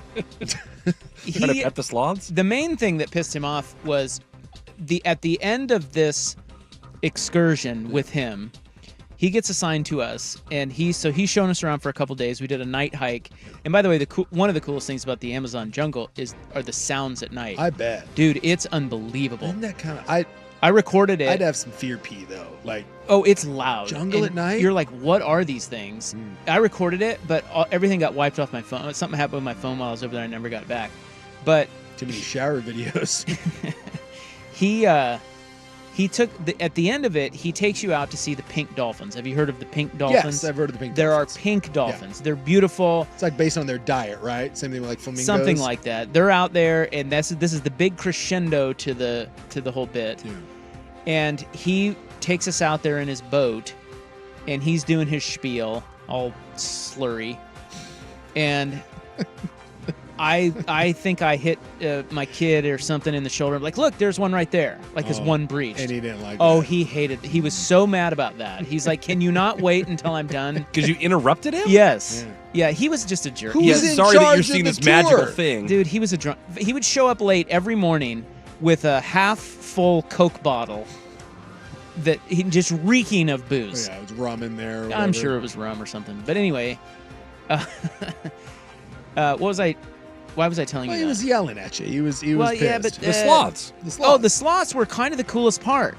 Because in the mornings, the sloths would be you'd look way up in the trees, way to the top, right? And they'd just be chilling up there. Yeah. Super cool. So can I not have a sloth in my tree here? I think they would die here. Too cold? It's too cold and wet.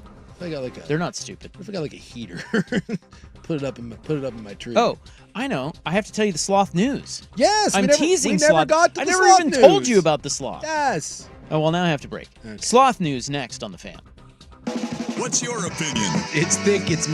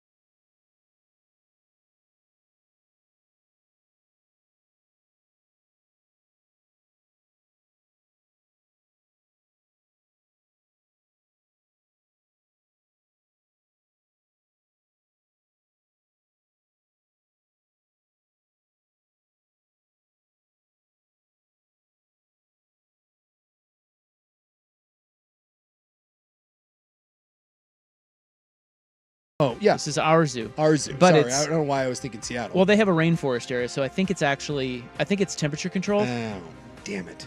Is why. I've already met Barry a couple times because Barry was first at OMSI as part of one of their exhibits. Really? Yeah. And You've already met Barry. Did Barry give you a high five? Well, no, because I didn't actually get to touch Barry. But Barry was in a climate-controlled type thing where you could tell that they were like pumping in some like kind of misty humidity and stuff like that. Yeah, I was thinking that because someone said I think they rain. Someone pointed out that I think they have Rainier. The town has a giant sloth sanctuary. That's why I was probably thinking Seattle. Yeah. There seems to be a lot of Northwest sloths happening here. Why can't I have? Is it illegal? Is that what this is? It's like the raccoon thing. Like I'm gonna have to go around the law. I want a sloth. I can't befriend the damn raccoons in my yard. Why can't I get a sloth? Or a cool owl. Well, these are not endangered, so maybe you can. Yeah. But their numbers are in decline. Hey, zoo folks, call me. If Barry gets to be a bit much, I got 2 big trees that I think Barry would love. It appears there are only 2 states in the U.S. that allow sloth ownership. They are Arkansas and Oklahoma. No kidding. Of course they are. You That's can get amazing. special permits in other states like Indiana, Kansas, Iowa, Michigan, Minnesota. Also in Oregon, if you can get a special permit, Jason, you can do I it. don't live in Oregon. Damn it. You don't. That's right. So wait, you can own a sloth in Oklahoma? It says Arkansas and Oklahoma are the only 2 states that allows pet sloth ownership. I mean, you might have to Dude. have a certain controlled environment for it to live, but I don't know. Tell you what, that's a reason to move to Oklahoma. And no one's ever said that. It's a bit steep. You know the prices for a captive bred baby? Sloth baby, Yeah, $8,000. 10 G's. Yeah. I've looked into it. It's a bit much. It's Well, according to Spruce Pets, should you keep a sloth as a pet? One of the things that they say no to is the 10,000 apiece. Yeah, I'm reading here that the Rainier Sanctuary hosts sloth sleepovers if you want to do that. I'll be damned. well, they sleep for 20 hours a day. So maybe showing up in the day is a sleepover. I kind of want to hang out with the sloth.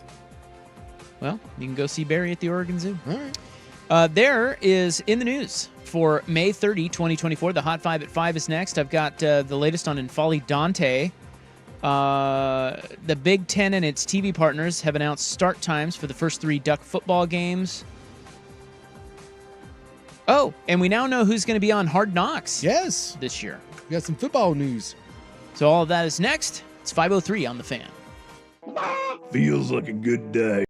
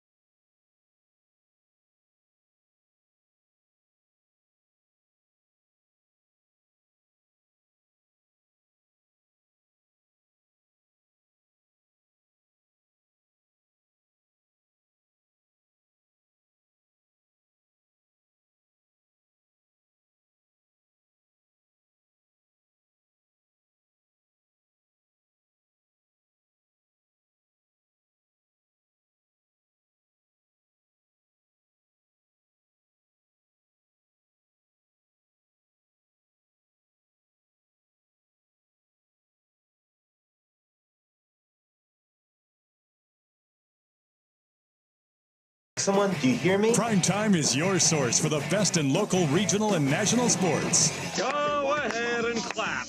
Mediocrity deserves applause. Isaac Robb. I'm miserable. I had to get up at 10 o'clock this morning. Jason Sakanet. I'm a dude playing a dude disguised as another dude. Primetime on 1080 The Fan. All right, welcome back. Hope you're having a nice little Thursday. It's your Sports Bros, Rob. That's me, otherwise known as Isachi. Big Sook right over there. Right here. Ryan Buckley is here. I'm very confident. Yeah. I yet to have my own, luxury brand of anything, but I'm working on maybe an exotic pet trade sort of thing. Someone's saying I could pull like a Joe Exotic thing. I got the room. Well, you got to reinvent yourself. I know. Well, I think maybe a Joe Exotic thing. Like, We've been on a long time. We're stale. Yeah, well, I could, I already, again, in my backyard at any given time, I got 3 raccoons, an entire family of possums, a bunch of crows. I got some star jays that are pretty cool. More rabbits than I can shake a stick at. At any given time, there's like 9 rabbits in my yard. There's a cat that has shown up recently. I don't know what the hell's happening there. There's a black and white cat. I don't know what to do with that. And then my dog who hates everybody. Oh, and the squirrels. It's a whole thing back there. So this is all going on in my backyard on a daily basis. Why not add a sloth? I could easily throw into that mix. Let's go. And then like an armadillo. I think you could move to Arkansas and have all of that, and a raccoon and a. But then I live in Arkansas. It's all legal. Well, that's the catch. Yeah. Blue pig suey, baby. I got the Huckabee Sanders, and I don't know. Huckabee Sanders. What? She's the governor, man. She is. Yeah. Sarah. What? Yeah. I didn't know that. All that pudding, man. She's out there governing stuff. She got elected the governor of Arkansas. Yeah, I think she's the governor. Now you think. I'm 99% sure. That is correct. Sarah Huckabee Sanders. That's By right. the way, I have officially reached the point in my life where I will never say that I am 100% sure of anything. Yeah, you shouldn't. Never. That's smart. I always leave room, That's right. the door open that I am an idiot, and the tape measure thing is what broke me. I will never, ever. We all learn in our own ways. We do. That we know nothing. Yeah. That's why I give it and even at that 99, that was a bold statement. That was really more like 93. I was confident, but not 99 confident. But I'm glad I was right. Coming up this hour, are you ready for guys to make $95 million a year in sports? I want to make $95 million a year. I bet you do. Holy cow.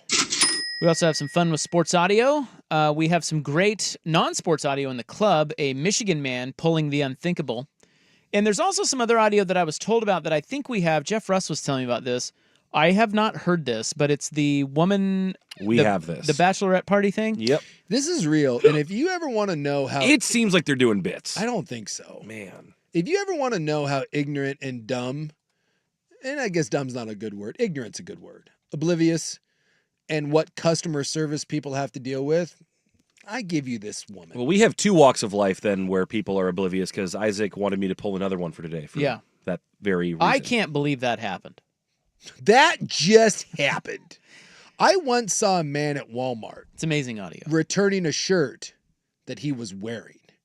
And he didn't have another shirt. He wore the shirt that he was returning, didn't have a receipt for it. What do you suppose he was thinking? Didn't have tags. And by the way, he argued with them until they took it back. And then he wandered around Walmart and left sans shirt. That happened. Once I saw that, anything's possible. I watched a lady at customer service in Walmart have a discussion with this man for probably 5 minutes before eventually just saying, whatever. What was the discussion? We can't take it back because you're wearing it? And it has no tags and you don't have a receipt and we don't know that it came from here. What if they... Oh. Yeah. And they still took it back? They took it back. What if they took it back and they just put him on the shelf? Like they just put him in the shirt. Like, sir, you're just going to have to sit there until it sells. His whole thing was, you sell this shirt. I know I bought it here. And wow. They were like, well, do you have your debit card? Because there could be a... No, I paid cash. And his whole thing was he bought that shirt from there. Oh, so he was full of crap. I would assume so, but it was like $19. And eventually the lady was just like... It's a couple packs of smokes. And I watched that man take his shirt off. It was a button-up. It's like a work shirt button-up. I watched him take that off. hand it to the lady, and she gave him cash. Hot. She gave him like $19.97 in cash. And then I watched that Adonis of a man, because you got a good idea what that guy looked like, turn around and wander back. And then I kind of kept an eye. He wandered Walmart for 3-4 minutes and then left with no shirt and with $19.90. And he didn't buy anything? No. Yeah, so he was doing... It's kind of like he pawned his shirt. He got over on it. Well, he knew what he was doing. He knew he didn't buy it there. He's trying to get a free $19. I am convinced Walmart, Costco, places like that, They'll just return. They don't care. They It was a big line. It was like 3 days after Christmas. And that lady, you could tell. She was just like, whatever. Costco will let you return anything. Yes. And by the way, Costco is killing it. Like, that's one of the best business models and best places to work in the country. Yeah. Costco. Speaking of that, that was where I saw a lady return a chicken. Yeah. She returned a rotisserie chicken, which, by the way, wasn't in the rotisserie chicken container. She just returned the empty container. And Costco didn't question it at all. Really? Yes. That's right. She just was like, They have to. She said it wasn't good. And she said, here's my receipt. Here's the chicken, where the chicken was. How many times do you think she's run that game? A lot. It works. It wasn't good. I guarantee you the people at the customer service counter know her. Again, it's $5. And to your point, Costco, no fight. All right, let's get to the Hot 5 at 5:13. Hot topics. Might be hot a record. opinions. Oh, golly, but probably not. And hot air. It's time for the Hot 5 at 5. That's hot. The Hot 5 at 5 on Primetime with Isaac and Sue. No, I mean it. That's very hot. The Hot 5 at 5 with Isaac and Sue. Brought to you on The Fan by Victorico's Mexican Food, the most popular burrito spot in Oregon. Online at victoricos.com. Number 5. Well, the Mets have lost 8 of 9. Hey! They are losing again tonight, 2-1 to the Diamondbacks. They also DFA'd reliever Jorge Lopez after his ejection outburst last night where he tossed his glove into the seats. Now, he did apologize to say that he didn't mean to say that the Mets are the worst team in baseball. He meant to say he's the worst teammate in baseball. Said he got his English wrong. Didn't matter. The Mets said they have standards. And by the way, he's not very good, so... The Mariners did not sweep the Astros. They were going for the 4-game sweep up in Seattle. The Astros got them today 4-0. Rays came back and beat the A's 6-5. Twins over the Royals 7-6, and the Brewers beat the Cubs 6-4.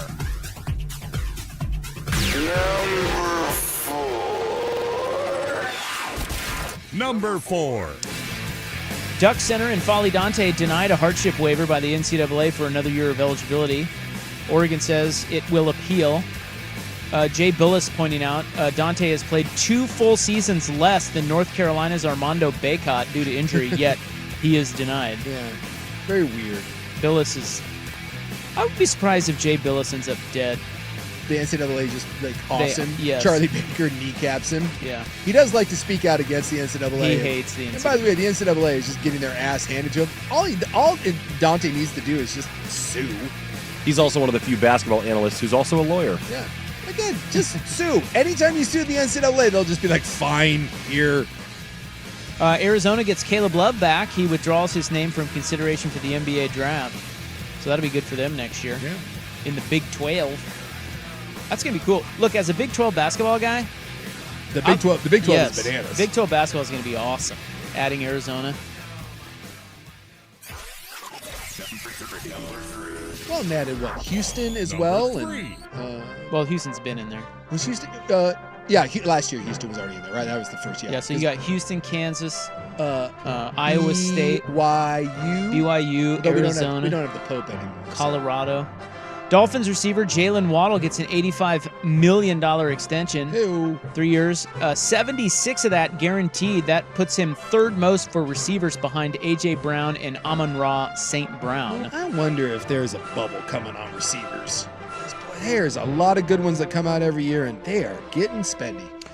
And we learned just a little bit ago that Hard Knocks on HBO, if you guys watch that show, the featured team this year will be the Chicago Bears and Caleb Williams. And that'll be interesting. Yeah. You know, it's big mainly because of Caleb Williams. Mainly because of Caleb Williams. But there's a lot of expectations on Chicago. A lot of people think they're a playoff team.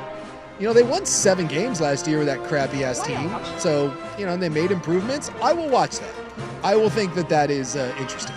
And rumor has it, Caleb Williams looked a little shaky so far in the early OTAs. Number 2. Big Ten and its TV partners announced start times for the first 3 Duck football games. The home opener against Idaho, which is August 31, will kick off at 4:30. That game will be on the Big Ten Network. That'll be weird. I know. You're searching for Duck games, and you have to look at the Big Ten Network. It's going to be so weird to see the logo on the field, the uniforms, all that. Big Ten Media Day. Home game against Boise State, or is it just Boise now? No, I think it's Boise State. Oh, okay. September 7th, that's that next week. That'll be on Peacock, so streaming, that game will kick off at 7 p.m. I will not be watching it on Peacock, but I will stream the hell out of that on the Far East. And the Civil War game in Corvallis on September 14th will kick off at 12:30 on Fox. That will be the exact same time as Washington and Washington State in Seattle in the Apple Cup. I hate that. Same time. Absolutely hate it. And that game will be on Peacock. The Washington State game, the Apple Cup, will be on Peacock. That is just going to be the absolute hits. Come too far together to stop now. Let's do it. I mean, you have to imagine they'll lose viewership because of that. I feel like both parties who would watch each of those games would watch the other. But I think that's right. I watch both every year, and now you're going to have to make choices. Yeah, you'll choose. flip back and forth, but that stinks. We have Game 5 Mavs-Wolves in Minnesota tonight. Dallas must win 1 of 3 to advance to the finals and battle the Celtics. I believe Lively has been cleared to play. Oh, he is going to play. Yeah, they said he's available. He's available. And the all-pivotal Panthers-Rangers Game 5 Stanley Cup playoffs. Tied 2-2. Yeah. And this is always one of those, when series are 2-2, the winner of Game 5 is like 80% of the time wins, so that is a pivotal Game 5. They are just about to get underway. They are in New York tonight. Yes. So all those obnoxious Knick fans will be at the I know it's bad because Knick fan is so garbage. douchey, but I don't mind the Rangers at all. I know it's New York, and New York fan, but I got nothing against the Rangers. Victor Rico's Mexican Food brings you the Hot 5 at 5, the most popular burrito spot in Oregon. Order now at victorricos.com. Are you ready to make $95 million a year? Well, Yeah. not you. Yes, I am ready. But that's what's coming. Can someone make me an offer? I mean, seems like a lot to do radio, but I can do other That's things. a little much. Jody, I mean, I'll wear a Speedo. Odyssey doesn't bring in that much money. No. I mean, they bring in a lot. What about Jody? I'll sign an NDA. Not that much. I'm into penguin bones. What do you got, Jode? So that's next. It is 5:19 on the Fan. The home of Dirt and Spray.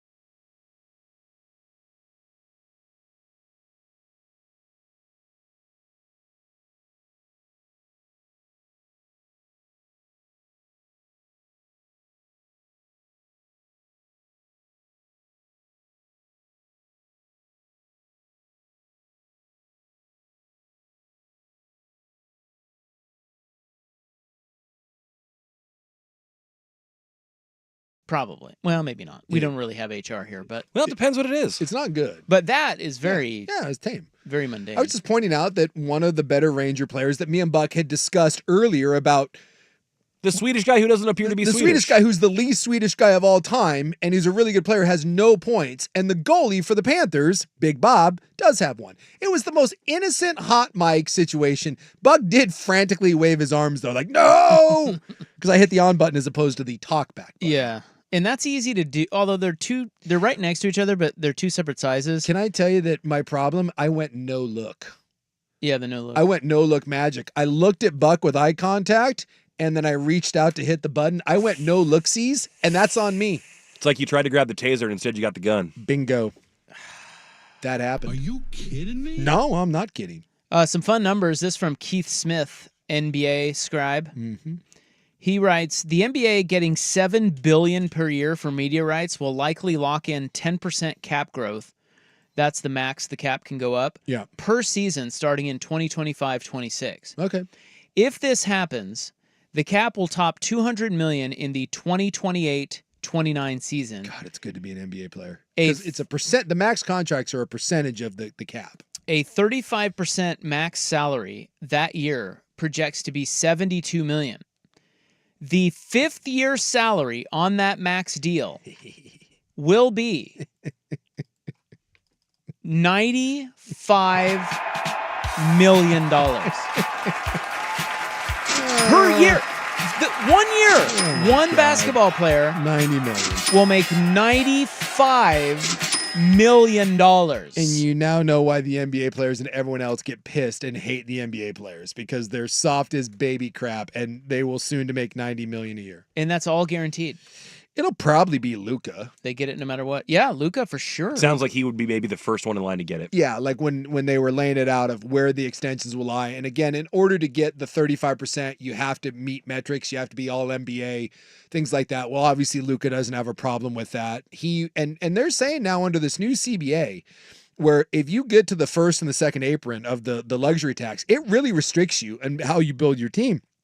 So they said you are going to see more, believe it or not, Kyrie Irving does not currently have a max contract, even though he's eligible for one. There will be teams that are not willing to hand out $95 million for, let's say, like Zach LaVine has a max contract right now. Going forward, we're not certain that teams are going to be handing Zach LaVine and those players max deals. Luka will. And that's going to be crazy when he makes 90, 92, 93, what did you say? 95. 95. Come on, man. I was like, 95. My God. Isn't that crazy? 95. I mean, mil. Shohei just signed, what, 10 years, 700? 70, right? So he got 70 a year? 70. And which is nuts. And like deferred all of it. But this would be 5 years, $419 million. And yes, the so, Vancouver Ford text line is right. Wemby is going to be real rich. Yeah, he will for sure. Scoot, probably. Well, I don't foresee Scoot making all NBA teams. I'm going to that lake.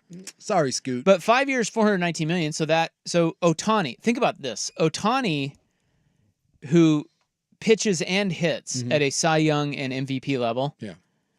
Unprecedented contract. Never seen it. 10 years, $700 million. Mm-hmm. This isn't even a specific player. No. It's just a max contract. It's just a slot for anyone to fill. 10 years, $836 million, dude.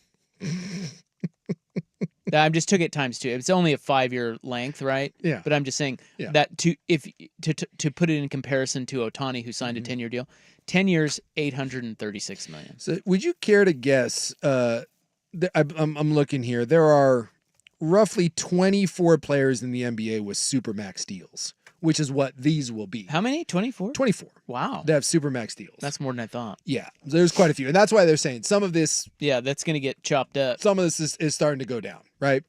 But of the ones, imagine these, and some of these won't care. Like Steph Curry has a supermax. He's not going to reach this. Like, eventually. He's too old. Too old. But. And a little bitch. These are the players that would be eligible for the $95 million. Wait, can I take that back? I love Steph Curry. Me too. That's right, bitch. I was just trying to... Close personal friend of Ryan Buckley. I was trying to make Buckley laugh. He just became a father again, a fourth time over. Who? He needs Steph the money. Did? Curry over the weekend. He had another kid? Yeah, he had a fourth kid. All with the same woman. That's unathlete-like. He's horny. How many kids does he have outside of marriage? No one knows. Draymond Green was the one that was recently like, the NBA does not set us up to be rich after. Oh my God, you shut up. Says the guy who's voluntarily got himself fined like $2 million. Whiny little bitch. Wait, what does he mean by that? He says that with all the fines and that, he said that most of the guys after the NBA with all the taxes and everything, that it's unfair to NBA players because they're not set up to be rich after they're done playing. It's the dumbest argument I've ever heard in my entire life. Read the room, dumbass. Yikes. Steph's a max guy. Embiid's a max guy. Okay. Harden, no. Jeez. John Wall, no. Harden's still a max guy? Yeah, max guy. Or are these just guys that currently play who have had max? No, they oh, dropped no, Harden you're down. right. These are players that have earned. At one point, they had the max deal. Yes, they had the max deals. Okay, and the Harden earned it. Harden, Wall, Westbrook, Wiggins, Booker, Karl Anthony Towns, Lillard, Jamal Murray, Pascal Siakam, Ben Simmons, Bam, Giannis. Ben Simmons. Jesus. Well, let's look at De'Aaron Fox, right? De'Aaron Fox is a good player.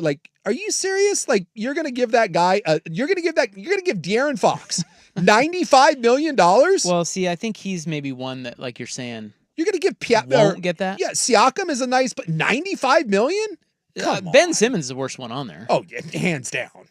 But some of these guys that are good players, Devin Booker is a fine player.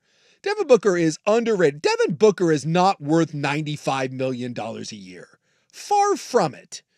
Rudy Gobert, Donovan Mitchell. There's another one. Donovan Mitchell, nice player. Same thing with Gobert. $95 million. Tatum, SGA will get one, and that'll be fine. Mm-hmm. Luka, Porter Jr. is on a max deal. Oops. Okay. Trae Young, Jokic, Ja Morant, and Zion. Wow. Well, again, there's a lot of those players that you are not going to get. Yeah, they won't get that. Come on. Put it this way: that caliber player will not get all the way to the top. And I'll be very interested to see when some of these guys come up and the teams look at their agents and are like, hell no. Well, NBA dudes are sensitive too. So it's like when they say, well, we like you, we want you here, but we don't think you're a supermax guy. They're like, excuse me? Trade and then me. I'm waiting to see the first time one of these sensy little bitches freak out that someone doesn't want to give them 90. They're like, dude, how about 70 million a year? And they're going to do who is it? Latrell Sprewell. I got to feed my family. What are you talking? 70 mil? I don't think so. Well, it's the agents, Yeah. And all it takes is one bad franchise to give one guy the wrong deal, right? Yes. And then all of a sudden the agents or the Sharks are circling because they're like, wait, I don't know, Ben Simmons. Yeah. Ben Simmons got this. You don't think my client should get this? Yep.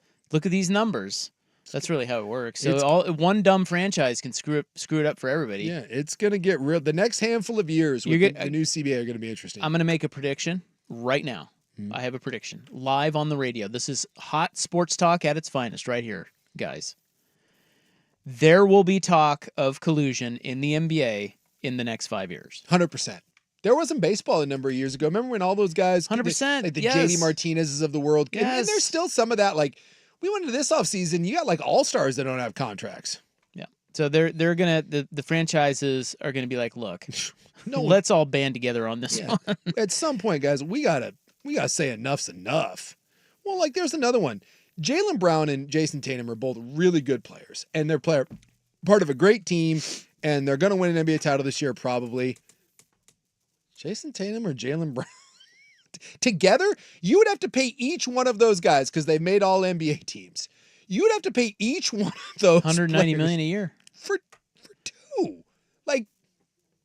You can't do it. You just can't do it, right? Because didn't he say that the deal is you're going to be able to probably sign 2 max players if you want to, but you are going to have to fill out the rest of your roster with nothing. With ring a lot of cheaper guys and ring chasers and young rookie contracts. Better scouting. You're going to have to be able to get the guys who can deliver beyond what you're willing to pay them. Here comes Ray Allen out of retirement.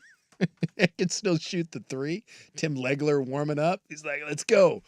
It's just, Jaylen Brown's a hell of a player. That's crazy. So is Tatum, but I wouldn't want to give either one of them $95 million. Dude, the numbers in sports the money in sports. Stupid. It's just insane. It is absurd. Yeah. And we're desensitized to it. We talk about this like it's nothing. Yeah. Like, who were we saying the other day, or a little bit ago, you were talking about Joey Gallo only makes he makes $5 million a year. And we all were laughed. like, what a joke. Like, $5 million? What a boob. Well, I had this conversation with my gal. I was having this conversation with the BTJ because she doesn't really know a whole lot about hockey, and we watch a lot of hockey at our house. So over the last couple of years, Well, she can call me if she needs to. yeah, you guys can give her the the hockey tips. But we were talking about money, and she was asking me. Her and my daughter were asking me about NHL contracts, and they were like McDavid, the guy who's playing for the Oilers, like he's the best player in the world, and I was like, yeah. And they're like, does he make like what, like, because they were talking about Ohtani. They're like, does he make Ohtani money? And I just laughed. I was like, what? Ohtani money? And they're like, how much does McDavid make? And I said, I think he makes about $12 million a year. And they were both like, you serious? And he's the best player. I'm like, yeah, he's the best player. And they're like, yeah, they both were like, that's why even play? Yeah. I was like, well, he signed a $100 million deal. It's just 10 years and, $12 million. And they were both just very dismissive over the $12 million. But think about that. That is the highest paid player in the NHL, the best player, hands down, one of the greatest of all time, 3-time MVP, Connor McDavid, will be $12 million a year, and Jaylen Brown will be making $95. Is this why I should want to own a NHL franchise over an NBA one? Cost effective, yes. By the way, I have the Draymond audio. It's short and it's incredibly stupid. Do you want to hear it? Yes. The fines, to me, don't make sense. When you talk about as hard as we work to accumulate wealth, coming from situations that most people never make it out, and then you get fined the way we get fined, it's actually not set up for us to be wealthy after we're done playing. This job is not set up the way we're taxed. Oh, California? The way we're taxed, the way we're fined, and you hear about all these programs like this program, this program, that is to cover everybody. This program is to teach this guy this. But if I do something wrong, I lose $100,000. Man, it took my mom 4 years when I was growing up to make $100,000. And I lose that in the night because, what? The referee got mad at me, and he didn't like what I said to him. So I lose $5,000 like that, like on a tech. So it doesn't even make any sense. Is he aware that they are taxed the same way everyone else is that make the same amount of money? Yeah. Is he even aware? Do you think he even knows that? Does he know about the U.S. tax code? Is he also aware that he has made $255 million over his career? But hey, that $5,000 fine. I just want you to know, Draymond, that if you don't have money after you're done playing, that's your fault. For sure. Well, and what your mother made has nothing to do with any of this. Like, what a weird Well, comment. and what are the league responsibilities in that? To fine you less? Yeah, like what company has to take that on, right? Like, I wish Odyssey would do that. Like, we really care about how much money you have when you leave here. So, and like I laugh, help you out. I laugh a little bit at like Shaq too. Who's like, yeah, California. Dude, you played in Florida that didn't have state taxes. You chose to go to LA. You made $1 gajillion there, and yet, I don't know. I mean, I guess everyone. I don't like to pay taxes. No one does, but they pay taxes per state if they have a game. Yes. So didn't we cover this? Yeah, somebody wrote an article about this. It was kind of interesting. Yeah, it's the jock tax. So wherever you're at, believe it or not, I had this when we played the 49ers in a preseason game. My sweet preseason check, which was like $3,000. Everyone gets paid the same for preseason games. Okay. It doesn't matter. Like you can be John Elway and you were making the same as my dumbass in a preseason game. It's all paid the same. You did. So I got my state tax from Colorado, my federal tax, and I did have to pay the California state tax because I played that game in California. Yeah. So basically on their tax returns, they have to file in every state that they play. Yes. And I don't know.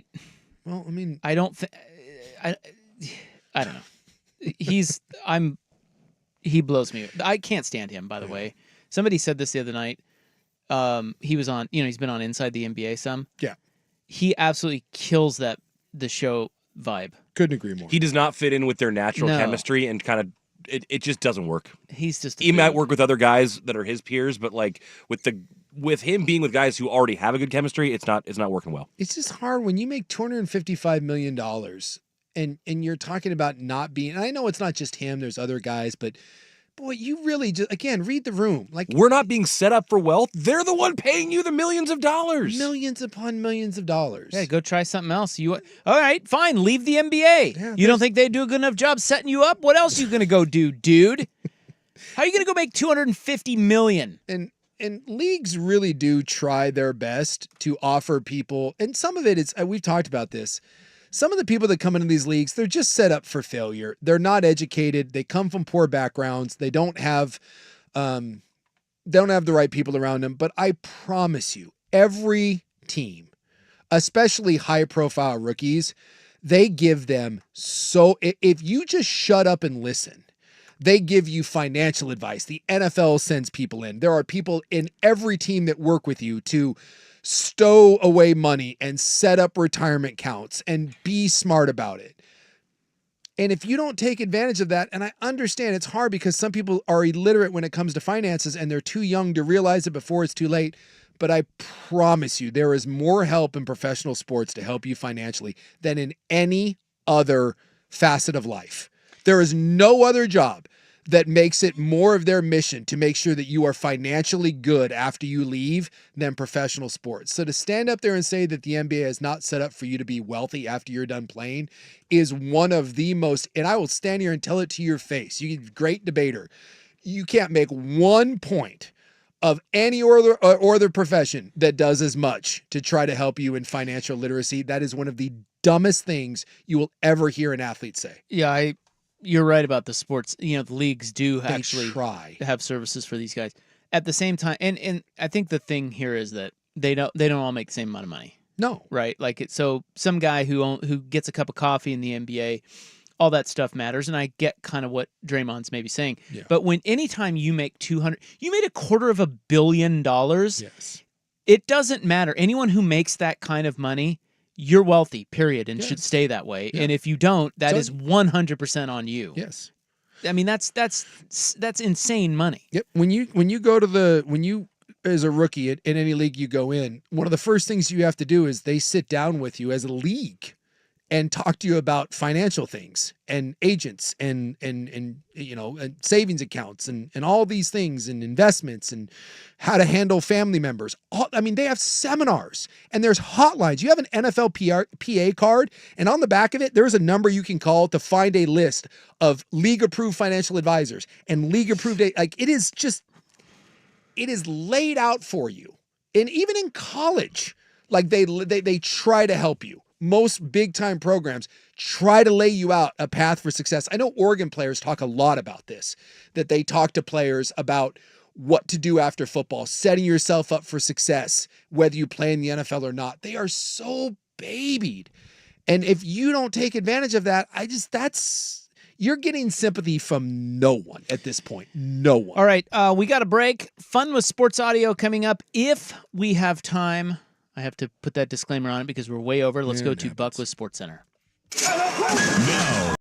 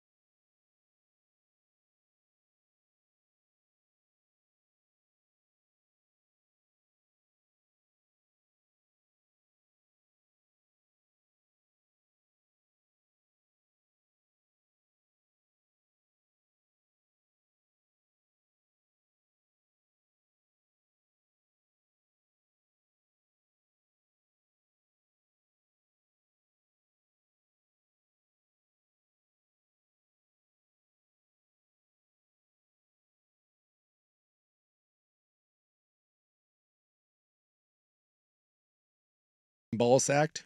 This is real. This is real audio. This is real, and it is the Chiefs' special teams coordinator. Okay. And he is talking about the new kickoff play. One of the more interesting things about the NFL this year will be this new kickoff play that they adopted. Yeah. We've covered the new rules, and he is saying that they might not use their kicker on the kickoff play. Talk to me. I like to have somebody that can go back, is able to make a tackle. I mean, Bucker is able to make a tackle, but I really don't want him making tackles all year long, If you watch the XFL, we watched every play. I bet kickers were involved in probably at least 25 to 40% of the tackles. Either trying to make a guy bounce back or making the tackle itself or just missing the tackle. So, we don't want Bucker in that situation, but he will be a kicker. He'll be a guy that we will use in certain situations. He's got a lot of ability to move the ball, whereas those other guys may not be as, apt at doing that. And, we'll use him. He can still kick a touchback if we need it. You're just giving up the ball. If we do kick a touchback out of the back of the end zone, now they're getting it out to 30 instead of the 25. So that 5 yards makes a big difference. I mean, that's another 3% chance that, you're giving the offense against you to score. So. What's the early evaluation on guys like Justin Reed and well, Justin can cover. I mean, he can kick, which he can do, and then he can go down there and make tackles. He's an extra guy that they're probably not accounting for. They know that guy can go down and tackle, but a guy like Justin is a guy that they have to worry about. You have to get him blocked, and they have to give up blocking somebody else. So, that's the whole thought of that. Is it something about different kicking styles that might help you out as you're doing this? It's really, hang time doesn't matter at all now. So hang time is out the door. I mean, you could do it, but it's not, doesn't mean anything. But, so now it's about accuracy, seeing what you're getting, how the returners are lined up, and then trying to kick away from them in the corners. But you can't take too much of a risk, because if you hit it out of bounds, now you're giving the ball up at the 40. If you hit it short of the target zone, you're giving the ball to the 40. So, I mean, there's a fine line between, pushing the limits and the edges, and then, or just going down and saying, hey, we can cover it. We're going to, give them a ball that they can cover, and then go down there with a kicker that can cover. So. Is there any benefit to touchbacks now at all? Yeah, there's benefit. I mean, if you're trying to get out of a game, you're up. You don't want to give up a possibility of a turnover, or a big return against you. You just bang it out of the bat. You just say, hey, we're going to give up the 5 yards and give them the ball at the 30, which Bucker can do. That's my thing. So kind of interesting. I've said this all along. That would be hopefully everybody caught all that. Yeah, basically what he's saying is, if you to summarize, they watched all the UFL, CFL. It's not the CFL. XFL. Oh, XFL. It's from the X, yeah, because now it's the United. That was the CFL. Well, now we're back into the UFL, but I think the XFL did this. The XFL did this, and now they combined with the other crappy one, and it's going on right now, by the way. And I don't care because it's the dumbest thing ever. So he was just saying that when they went back and watched all the XFL, the kicker was involved in a lot of tackles. Yeah.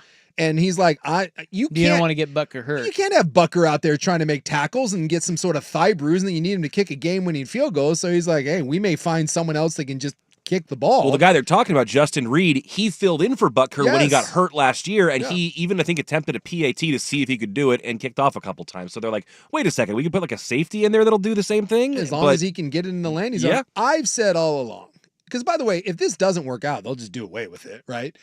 I've said all along that the moment teams struggle and they give up one or two returns, they are going to immediately go to just kick the effing ball out of the back of the end zone. Give it to him on the 30. Well, under today's rules, it goes to the 25. Yeah. Which, fine. No, most of the plays are touchbacks. Every NFL team has basically said 90% of the time, we'll just give you the ball at the 25. Is it that much of a difference, especially if I have a lead, to say, okay, I don't want to risk a big return. This is kind of wonky. We haven't been very good at doing this. If I struggled with one game of this, I would turn to Bucker and be like, every single ball you kick goes out of the back of the end zone. And I'm telling my defense, it's 5 extra effing yards. Figure it out. How do they get it at the 40? 40 is if you kick it short of the landing zone, which is the 20. So if you kicked like a pooch or a squib and it landed at the 21, and team gets it at the 40. Okay, at the 40. Or you kick it and it goes out of bounds at any point and doesn't go into the end zone, 40. Yeah. That's a bad one. So you got to keep it in the field of play, and you've got to get it to the first benchmark distance. Got to kick it between the 0 and the 10. If you kick it into the end zone, it's at the 30. If you kick it between the 0 and the 20, the other team has to return it. They cannot. Yeah, but you can't move until they catch it. Yes. And they move the line way up. Yes. So and the teams are 5 yards apart. I think it will be interesting, but you're right. There probably will be eventually a lot of touchbacks for teams but it's interesting you were trying to get rid of kickers in the NFL. Here's the start. That's why I sent this in.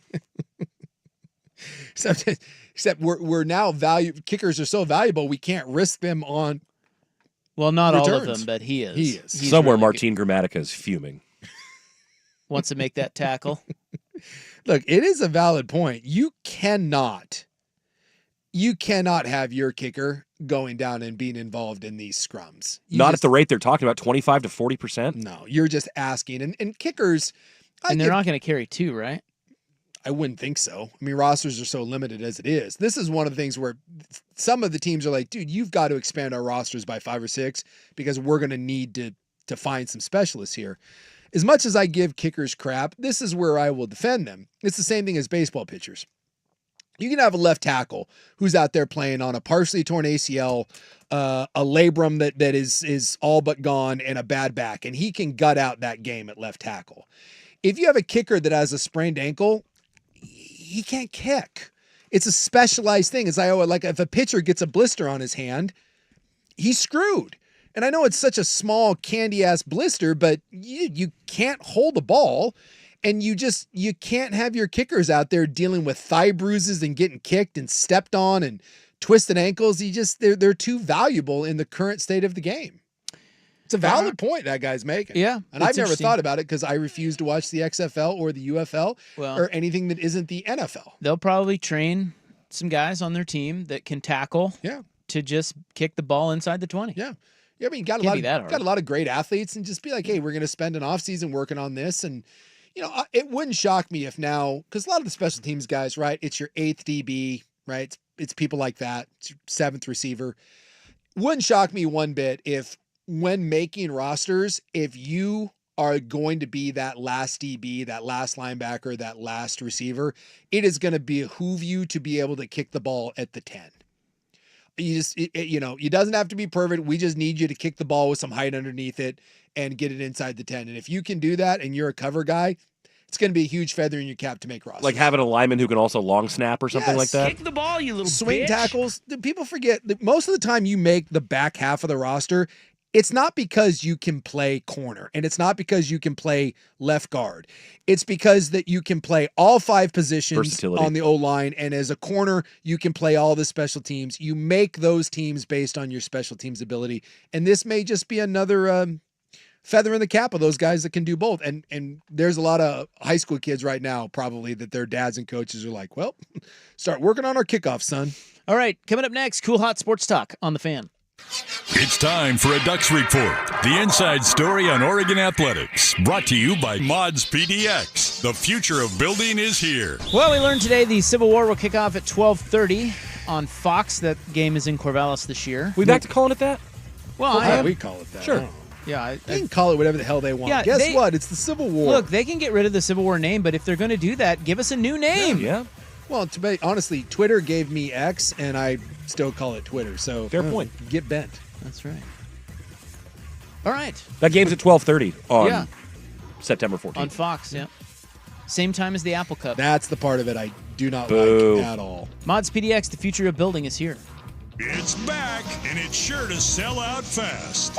The afternoon round of the 10th annual Fan Golf Classic at Langdon Farms on Thursday, July 11th. Presented by Autotown GMC and brought to you by Michelob Ultra is sold out. And the morning round is filling up fast. Also brought to you by Doers.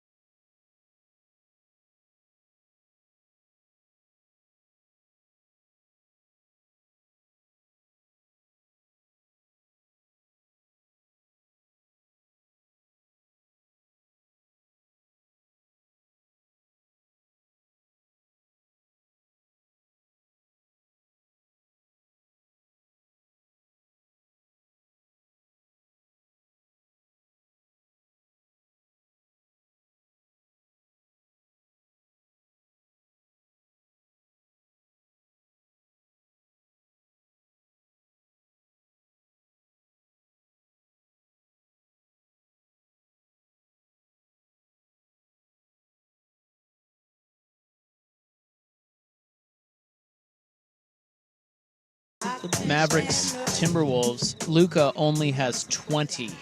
Well, you know, he's 8 of 10 from the field, 4 of 5 from the 3-point line, 8 of 10. Hasn't even been to the free throw line yet. They also just flashed a stat that he has the best scoring average in NBA history after a playoff loss. After a playoff loss, yeah.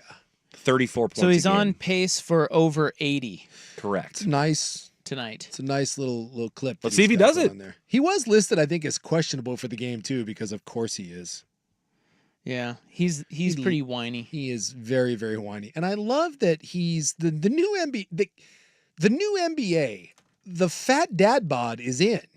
You think about it, like NBA players are some of the freakiest athletes. Like you look at Giannis or LeBron, and you're like, oh my Lord, like you're built in a lab. I would like to point out that Jokic and Doncic, maybe it's the itch at the end. Boy, I'll tell you what, there's a lot of white bread. There's a lot of dough on those two boys. Those guys got some wagons on them. Do they even lift? I would assume that, I mean, come on, they have to work out, but I don't think either one of those guys is killing it in the gym. Neither have the strictest diet. Like Luka is filmed all the time, like drinking beers. Like that, remember, there was that one before a playoff game. I think it was last year. Someone caught him, I think the day of or the night before, and he was having a big old pint, and people were like, "Oh my God!" I'm like, "Look at that guy's body." Yeah, it was a controversy because a bunch of people thought he was drinking a beer at like 11 a.m. the morning of the game, and they're like, "What the hell?" And then it turned out it was like their off day the day before, and someone posted it the next day. So, anyways, you know, it's like, yeah, the man enjoys a beverage or two. But I love in a league that is dominated or has been by some of the most athletic, physical freaks on the planet.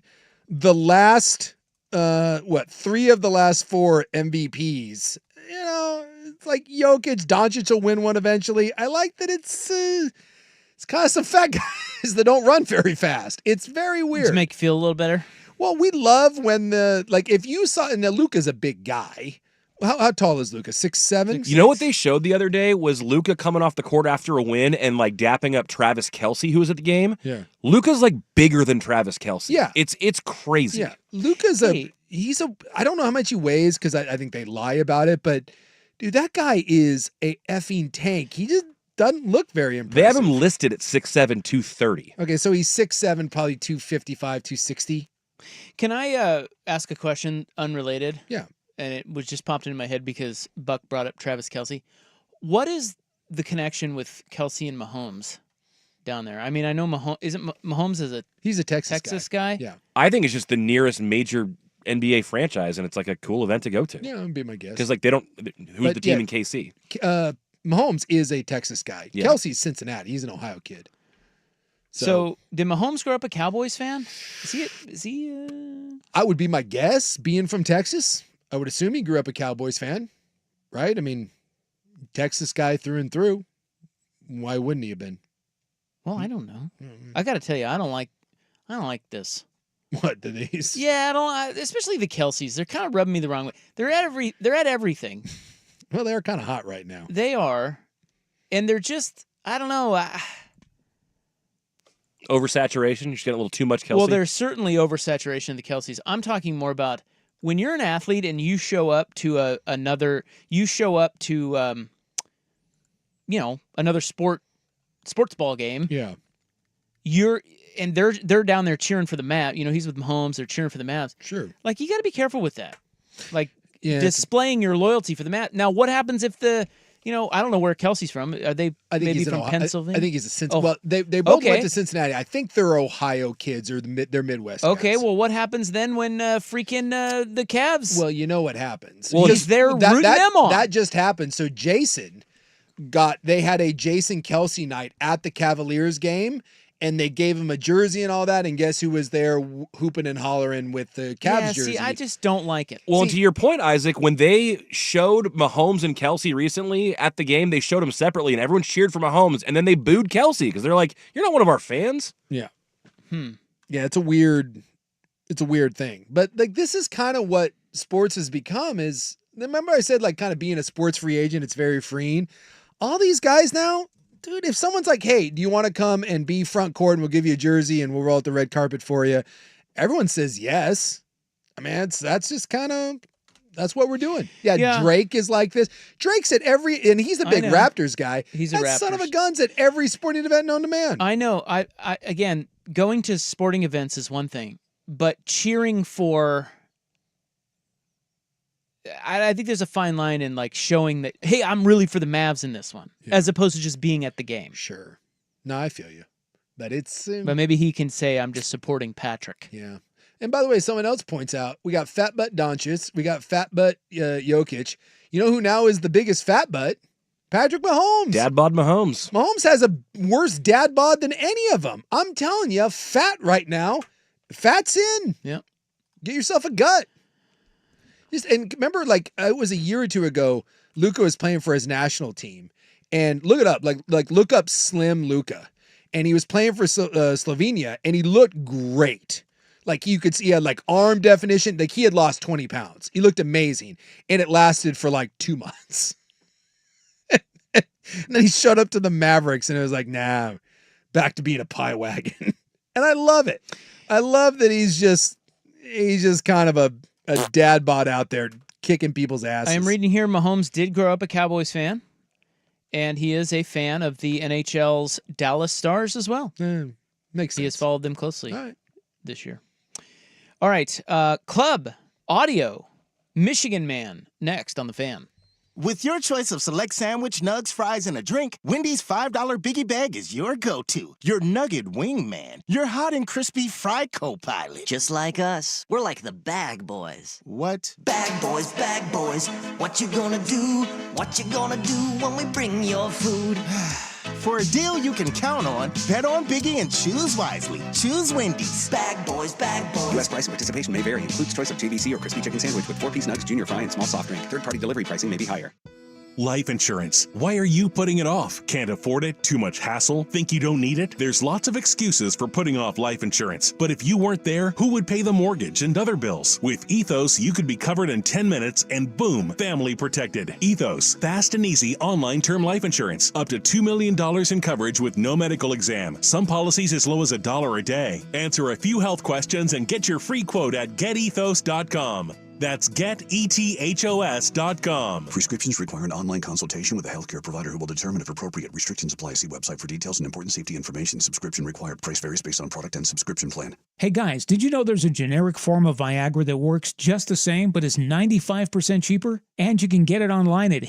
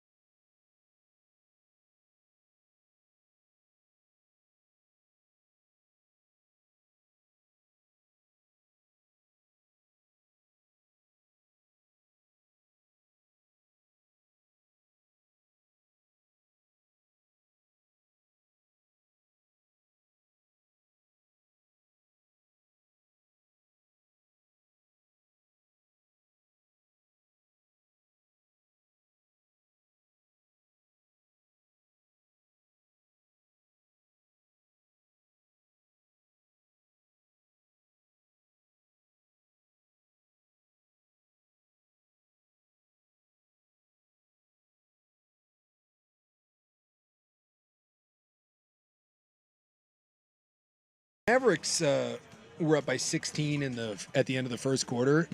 Luka outscored the Timberwolves 20-19. Wow. Yeah. So it's now 42-23, but yeah, in the first quarter, Luka beat the Minnesota Timberwolves by himself. So he has 20 still?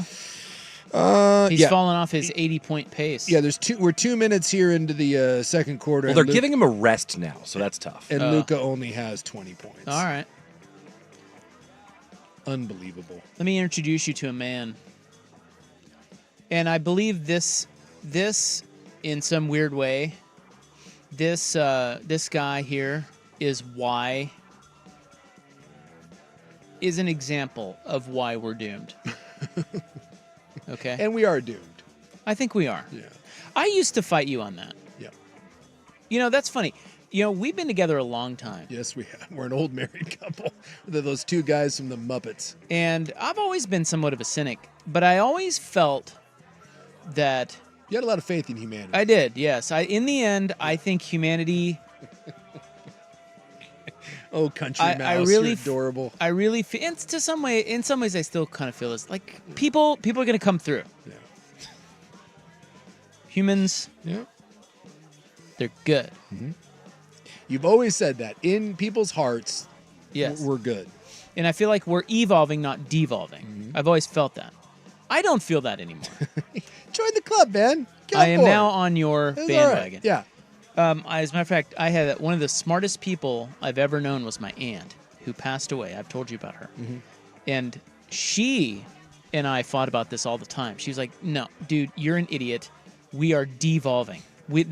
And she checked out. She had cancer. Probably could have been treated, has surgery, some different things she could have done. Yeah. She was like, I want no part of it. Yeah. We're doomed. She's done. I'm out. She checked out of this world. And so she always thought the same way you did. Mm-hmm. And she was a brilliant mind, unlike you.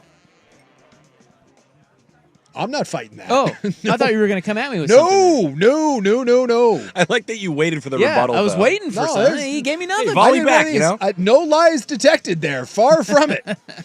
Well, anyway, I've come around. We are just the worst. Yes. This man we are living we are living in a time where life has never been easier. Yes. Where more information has never been available to us ever.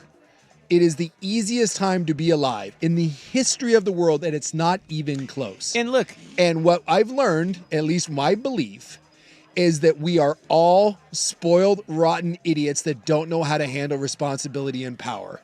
And individuals may be smart, but groups of people are dumb, catastrophically dumb, and life has become too easy, and yet somehow we've convinced ourselves that it's too hard, and we're at the tipping point. And I think we've gone over. We do that. I said this years ago. We were doing that mountain climber. That what is that? The Price is Right game. The and the little guys climbing up. His little lederhosen. Dude, we fell off the mountain several years ago, and good luck of us climbing back. So this guy isn't it doesn't sound like he's a horrible guy by any means. Yeah. He's just a dumbass. Yes. And this is why, like, people can't, basic things, we have too many stupids. And this is a great example of one of them. And we just can't get out of our own way because of these people. This guy's name is Corey Harris. He is from Michigan, okay? Mm-hmm.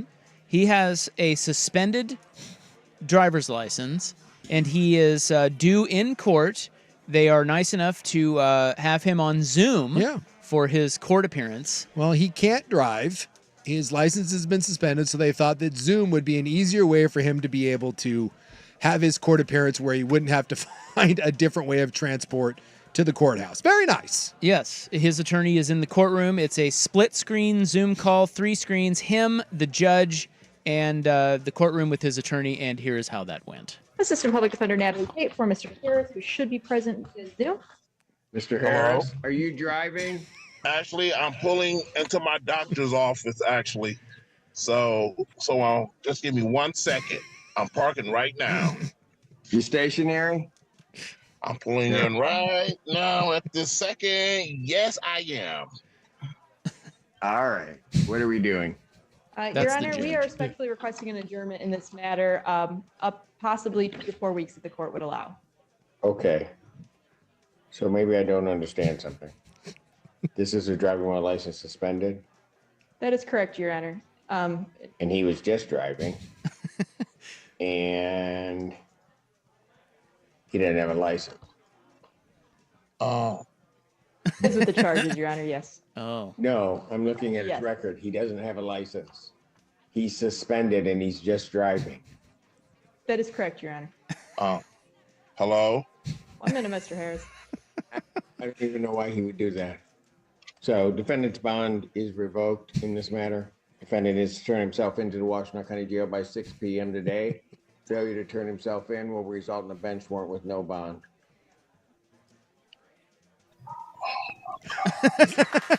And then he goes, "Oh my God." Okay, couple things. One, the judge was smiling and laughing. Yeah. But I love how he handled it. At first, dumbfounded though. Like he looked twice. Like, well, so was the driver. Yeah. He was. Dude, the best part of this is you got to watch the video and watch the driver, Corey Harris, watch his reaction when you can visibly see on his face when he realizes, oh crap. I love the, don't worry, I'm just pulling in. Give me 1 second. Sorry, I'm running a little late. I'm just driving here, but I'm pulled in and I'm stopped. So he obviously didn't.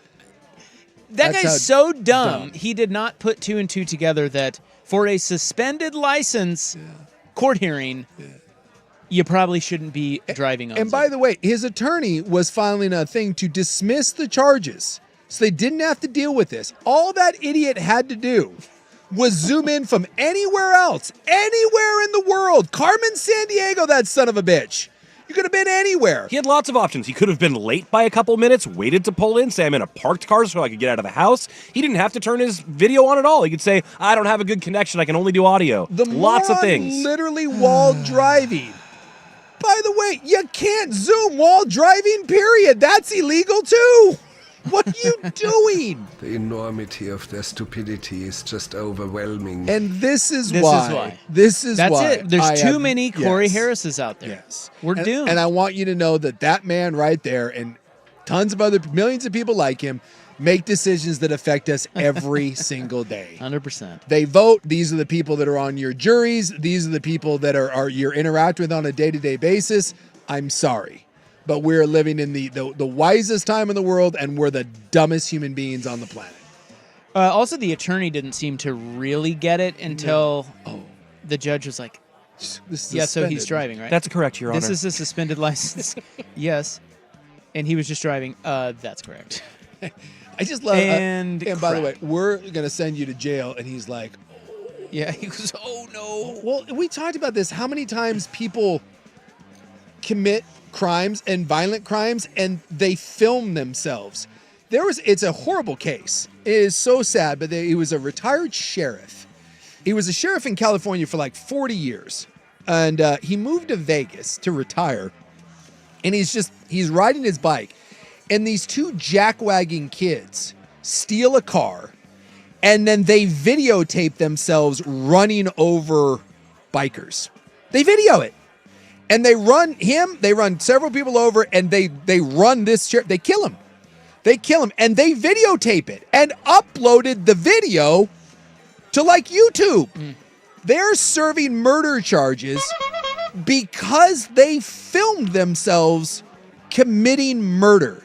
This happens all the time. Yeah. My man's going to prison because he's so stupid, he filmed himself doing the one thing that he couldn't do while dealing with his court case. Defies logic, but here we are. And yet he'll be how much you want to bet this guy will be on a school board or be on some sort of committee that directly affects policy within the next 2 years? I wonder how many people do that, though. How many people, when they get their license suspended, like 95% drive?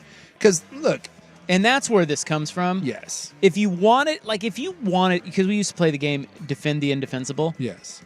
If I said to you, you must defend this guy, I think that is so common that people drive when they have a suspended license. Yes. That he just spaced it, and I don't even think the attorney even thought to say, make sure you're not driving when you zoom in. You know what I mean? Yeah. Like, I also think a lot of people don't think they're going to get caught. Like people who have a couple drinks and drive because they don't think they're going to get pulled over. I mean, well, but he zoomed into his court hearing that's a for different the story. suspended. Yeah. I just feel like, and he clearly didn't put two and two together. Nope. He was stunned when the judge was, pointed out, hey, you realize you're driving. If he thought about it, he would have realized that he's better off not showing up at all for court that day on Zoom. Just wait till wherever you... Right, so I think it lulls people to sleep. In other words, I think people just drive with a suspended license and don't think twice about it. And that's what happened here. Yes. I believe, and again, I'm not trying to throw shade at people that get their license suspended, but I'm going to. If you get your license suspended, you have earned that son of a bitch. Like, it is hard to get your license suspended. Is it? Yes. Like, you've done some stuff, right? If you're that person that does enough crap to get your license suspended, you're the same sort of person that's like, well, I'm not going to listen to that. I guarantee you're like, yeah, I'm not supposed to drive, but I've got to go to the doctor's office. How am I supposed to get there? Well, you want me to take the bus? You want me to ride my fat ass on a bike? I'm not doing that. Hell no, that's unfair. We love the unfair. It's unfair. I'll just drive. It's not a big deal. I think I looked it up. 20% of drivers, and by the way, this is a low estimate. Some people think it's more like 25. They don't have insurance, which also illegal. And they say about 14% of Americans that are regular drivers don't have a license. So, we all see that person. We all know that person that's been hit. My son had this happen, I don't know, maybe 2 months ago. He was driving home from work. He works at a bar over in Portland. He was driving home at night, and on 84, car came flying by, slammed into the back of him, sideswiped him on his way by. And luckily, he's going 55 and he didn't spin out or whatever. But he said it scared the hell out of him. He didn't know what had happened. And by the time he kind of got his faculties together, the dude had completely blown by. Bumpers all mashed on one side. The door's got a sweet scrape. And like he called the cops, and the cops are like, well, where are you at? And he's like, well, I'm on 84. Here's my where I was the exit. And they're like, what did the car look like? He's like, I think it was white. And then it blew by me. I guarantee that person was either drunk, didn't have a license, or didn't have insurance. And they slammed into that car. Everyone has that story where you get hit by someone and they just take off because they take off because they shouldn't be driving. I think that happens all over the road. Well, that's Corey Harris for you. Now, the next bit is... By the way, real quick, the olds, we talked about the... they said it's in the low teens percents that don't have a valid driver's license. When you get older, that number skyrockets. So if you're over 80 years old, over 35% of the drivers do not have a valid driver's license. So the olds aren't allowed to drive, and they're like, whatever. They're like, I got 1 foot in the grave. That's right. I'm going to Fred Meyer. You think an 83-year-old cares that he or she doesn't have a driver's license? She doesn't take a big old caddy out. You're right. They're going to the Golden Corral buffet. I respect the level of don't give an F right there. That's a really high number. Yeah, that is. Yeah. All right, so the next one is something I have not heard. We're going to listen to this for the first time together. I like when we go on audio journeys together. And we're going to do that. It's a woman who... I don't know, something about a bachelorette party in Nashville? She is calling to inquire about flying private to a bachelorette party and has no idea what she's doing. She tried booking a flight. She was booking flights for her and her... she explains her scenario very well. Yes. So okay, we'll get to that next. 6:25 on The Fan. It's The Fan.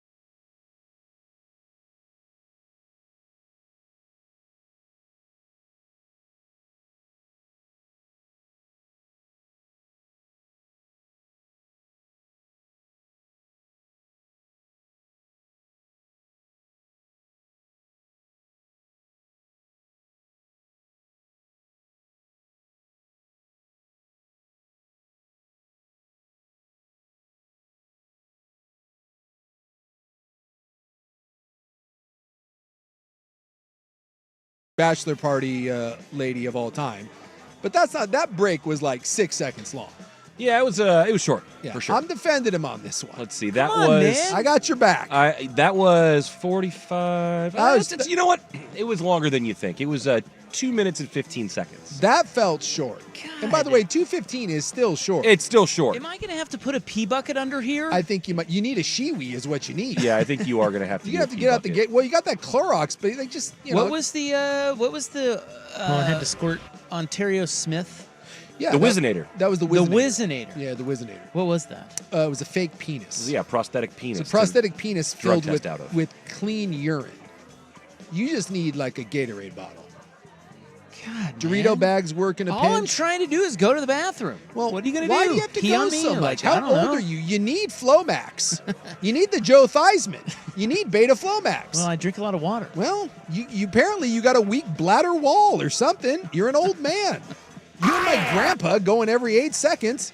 I haven't peed once this entire show. I do pee a lot. You do pee a lot. And that's either really good or really is your pee championship level. Is it Texas Longhorn level? My pee is chi. I think we need to know if you're peeing at a championship I level. mean, I don't know. How do I? You haven't Is seen it the Isapi? chart. Oh, it's like the color. You haven't seen the Texas football chart? No, it's pure white because I've been drinking water. Well, then So that's championship that's levels of championship hydration. level Yeah. pee. Well, I mean, look at me. I would expect it, I'm but Adonis. you do pee a lot, so Bold athlete of great integrity. Yeah. That's right. Okay, so let's listen to this. I don't have this.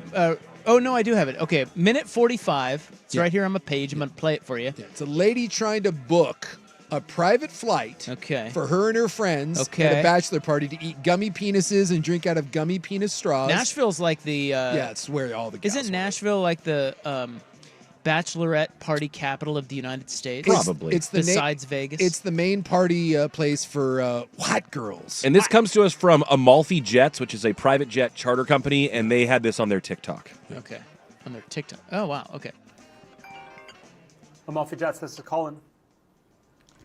So I was just looking to book a flight from LA to Nashville. It's for a bachelorette party. Awesome. So Congrats. It'll be me and a few girlfriends, about 13 people. So we were looking at flights, looked a little bit too expensive. So I just wanted to get a quote from you and see kind of what you guys had. Got it. So you said you're looking at like commercial flights and it was too expensive. So wanting to kind of compare commercial to private, see if we could save some money.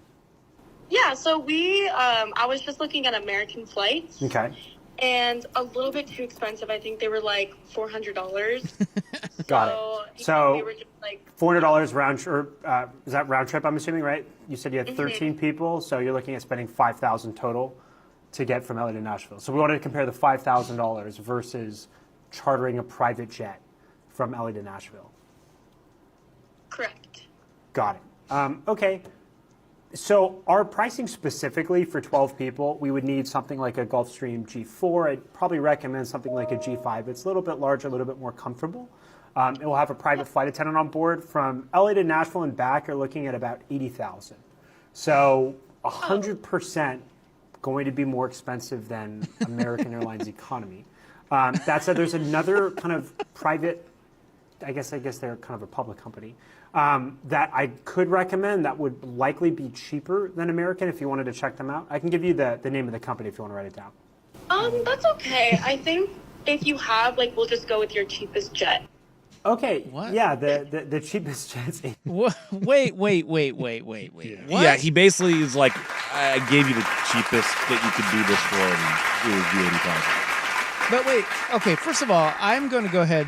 Has anybody said that this is not real yet? I am looking through. That is not real. And it does appear, at least so far, this appears to be legit. Now, again. That guy sounds like he was teeing her up he was doing bits. It's possible, but this, as of right now, everything, because I looked today after I heard this, I poked around. Danny and Dusty were talking about it, and then I knew we were going to do it, and I was looking around some more. According to internet, I have not seen anything that this is a setup, but you never know. I think the guy then he was about to say, would you like the name of that company? And I thought the butt of the joke was going to be he was going to say like Spirit, like an airline company. Yeah, I don't know how that ends. But then it took a giant pivot, and then it just cuts off. Yeah. Is there more? No, that's all that we have. Huh. I'm skeptical of that. I don't know. If it's real, it's amazing. 400. Well, it's like $400. I thought it was kind of expensive. I just like this first question. He's like, so you thought that flying a commercial airline was going to be a little bit too expensive, and you wanted to compare it with a private charter plane. And this is where, again, I believe we're doomed. Yes. Because while that's right, part of you is like, there's no way that can be real. Well, it didn't sound real. We just watched a man. If I told you that a man was going to Zoom his suspended license judge call, his trial call, he was going to zoom in while driving, you'd be like, no, that's stupid. That's a bit. No, that's real. No, I'd totally So believe which that. is more absurd? This totally brain dead woman who thought that flying private, splitting the cost 12 or 13 ways, would somehow be cheaper than flying American Airlines at $400 a pop. Which one of those sounds more ridiculous? I actually think it's I think it's the guy. Yes. I think that's the that more is unlikely. more absurd. This, I mean, she's just ignorant. She doesn't know. She's just a moron. Yes. The guy, like America, that. such as I mean, $400 from LA to that's a great deal. to Nashville and back seems like a pretty good deal. You'd be jumping at that with your I friends. love when wouldn't he you? goes, it's definitely more expensive than commercial, or what did he say? It's definitely more expensive than than American Airlines economy. and I loved when he hit. I love when he hit her with the 80, and she went, "Oh!" And then she goes, "Well, what about your cheapest set?" one? Yeah, And that's where you're like, you and don't that's get where he it. laughs, and he's like, "It's I gave you the cheapest." I It's just feel like the guy 80. on the phone sounded like he was doing a bit. Maybe they had one of those internal discussions where it was like, you know what? Next time one of these bozos calls in, let's just take him for the ride, and see. Yeah, maybe he does get that a lot, and he does do that, and I hope he does. But I do think I think it's less egregious that some young girl for a bachelorette party doesn't know anything about private jet costs. That follow me on okay, this. I get it, but the dude showing up. I mean, Ready seriously, to go. dude. You have a court hearing for a suspended driver's license, and you zoom in 10 seconds before you park the car and go into your doctor's office. How dumb can you be? It's way more egregious. It is, and it's way more unbelievable, and yet that one was real. So yes, we're screwed. Is it possible that this waste of a mind, like when this happens, if you She might read a book eventually. You want to know why like Real Housewives is such a successful show and why Kim Kardashian is worth $1 billion? Stuff like this? I give you this woman. Yeah. Why the WNBA doesn't make any money and Real Housewives makes a ton of money? This girl right here. This is why. But this is my working theory on why she thought maybe that the private was the way to go. You ever seen like a nice home, like a lake house? Because you're hanging out with your 13 friends and you're like, oh my God, the beach house is so expensive. It's like $5,200 a night. But if all 13 of us go in on it together, it's not that expensive. And so you do that. You can book a really tease place if you all go in. Right. My guess is, I was listening to Kids Bop. My guess is she thought that if all 13 of us split the cost, how expensive can a plane be? I bet it's way cheaper if we all just go in and we just get our own flight because I'm on Instagram a lot and these girls fly private all the time. Let's do that. They can't hear me because they're listening to Kids Bop. It would only be over $6,000 a piece. Yeah. So it's not too bad. Yeah, it's not bad at all. I'm guessing that's where that comes from. And honestly, if you're on TikTok or you're on Instagram, the amount of morons that are seemingly flying private all the time, it's staggering. And so maybe, again, when you're that much of a dumbass, you just think, how expensive can it be? Maybe they're running deals. You ever had that, though, when you asked for something and you found out the cost and then you had to pretend that it wasn't the worst thing you've ever heard? I've had that a time or two. trying to think. Yeah, like I don't know what the example is, but yeah, you go into like a store because you need something or replacement something, and you're like, I haven't bought one of these before, but I'll go. Yeah, how much is it going to run me for one of those? And they're like, oh, it's going to be $2,000. And you're like, oh, Yeah, I'll see you later. And you kind of walk out. You have a price in your head, and you realize you're a moron.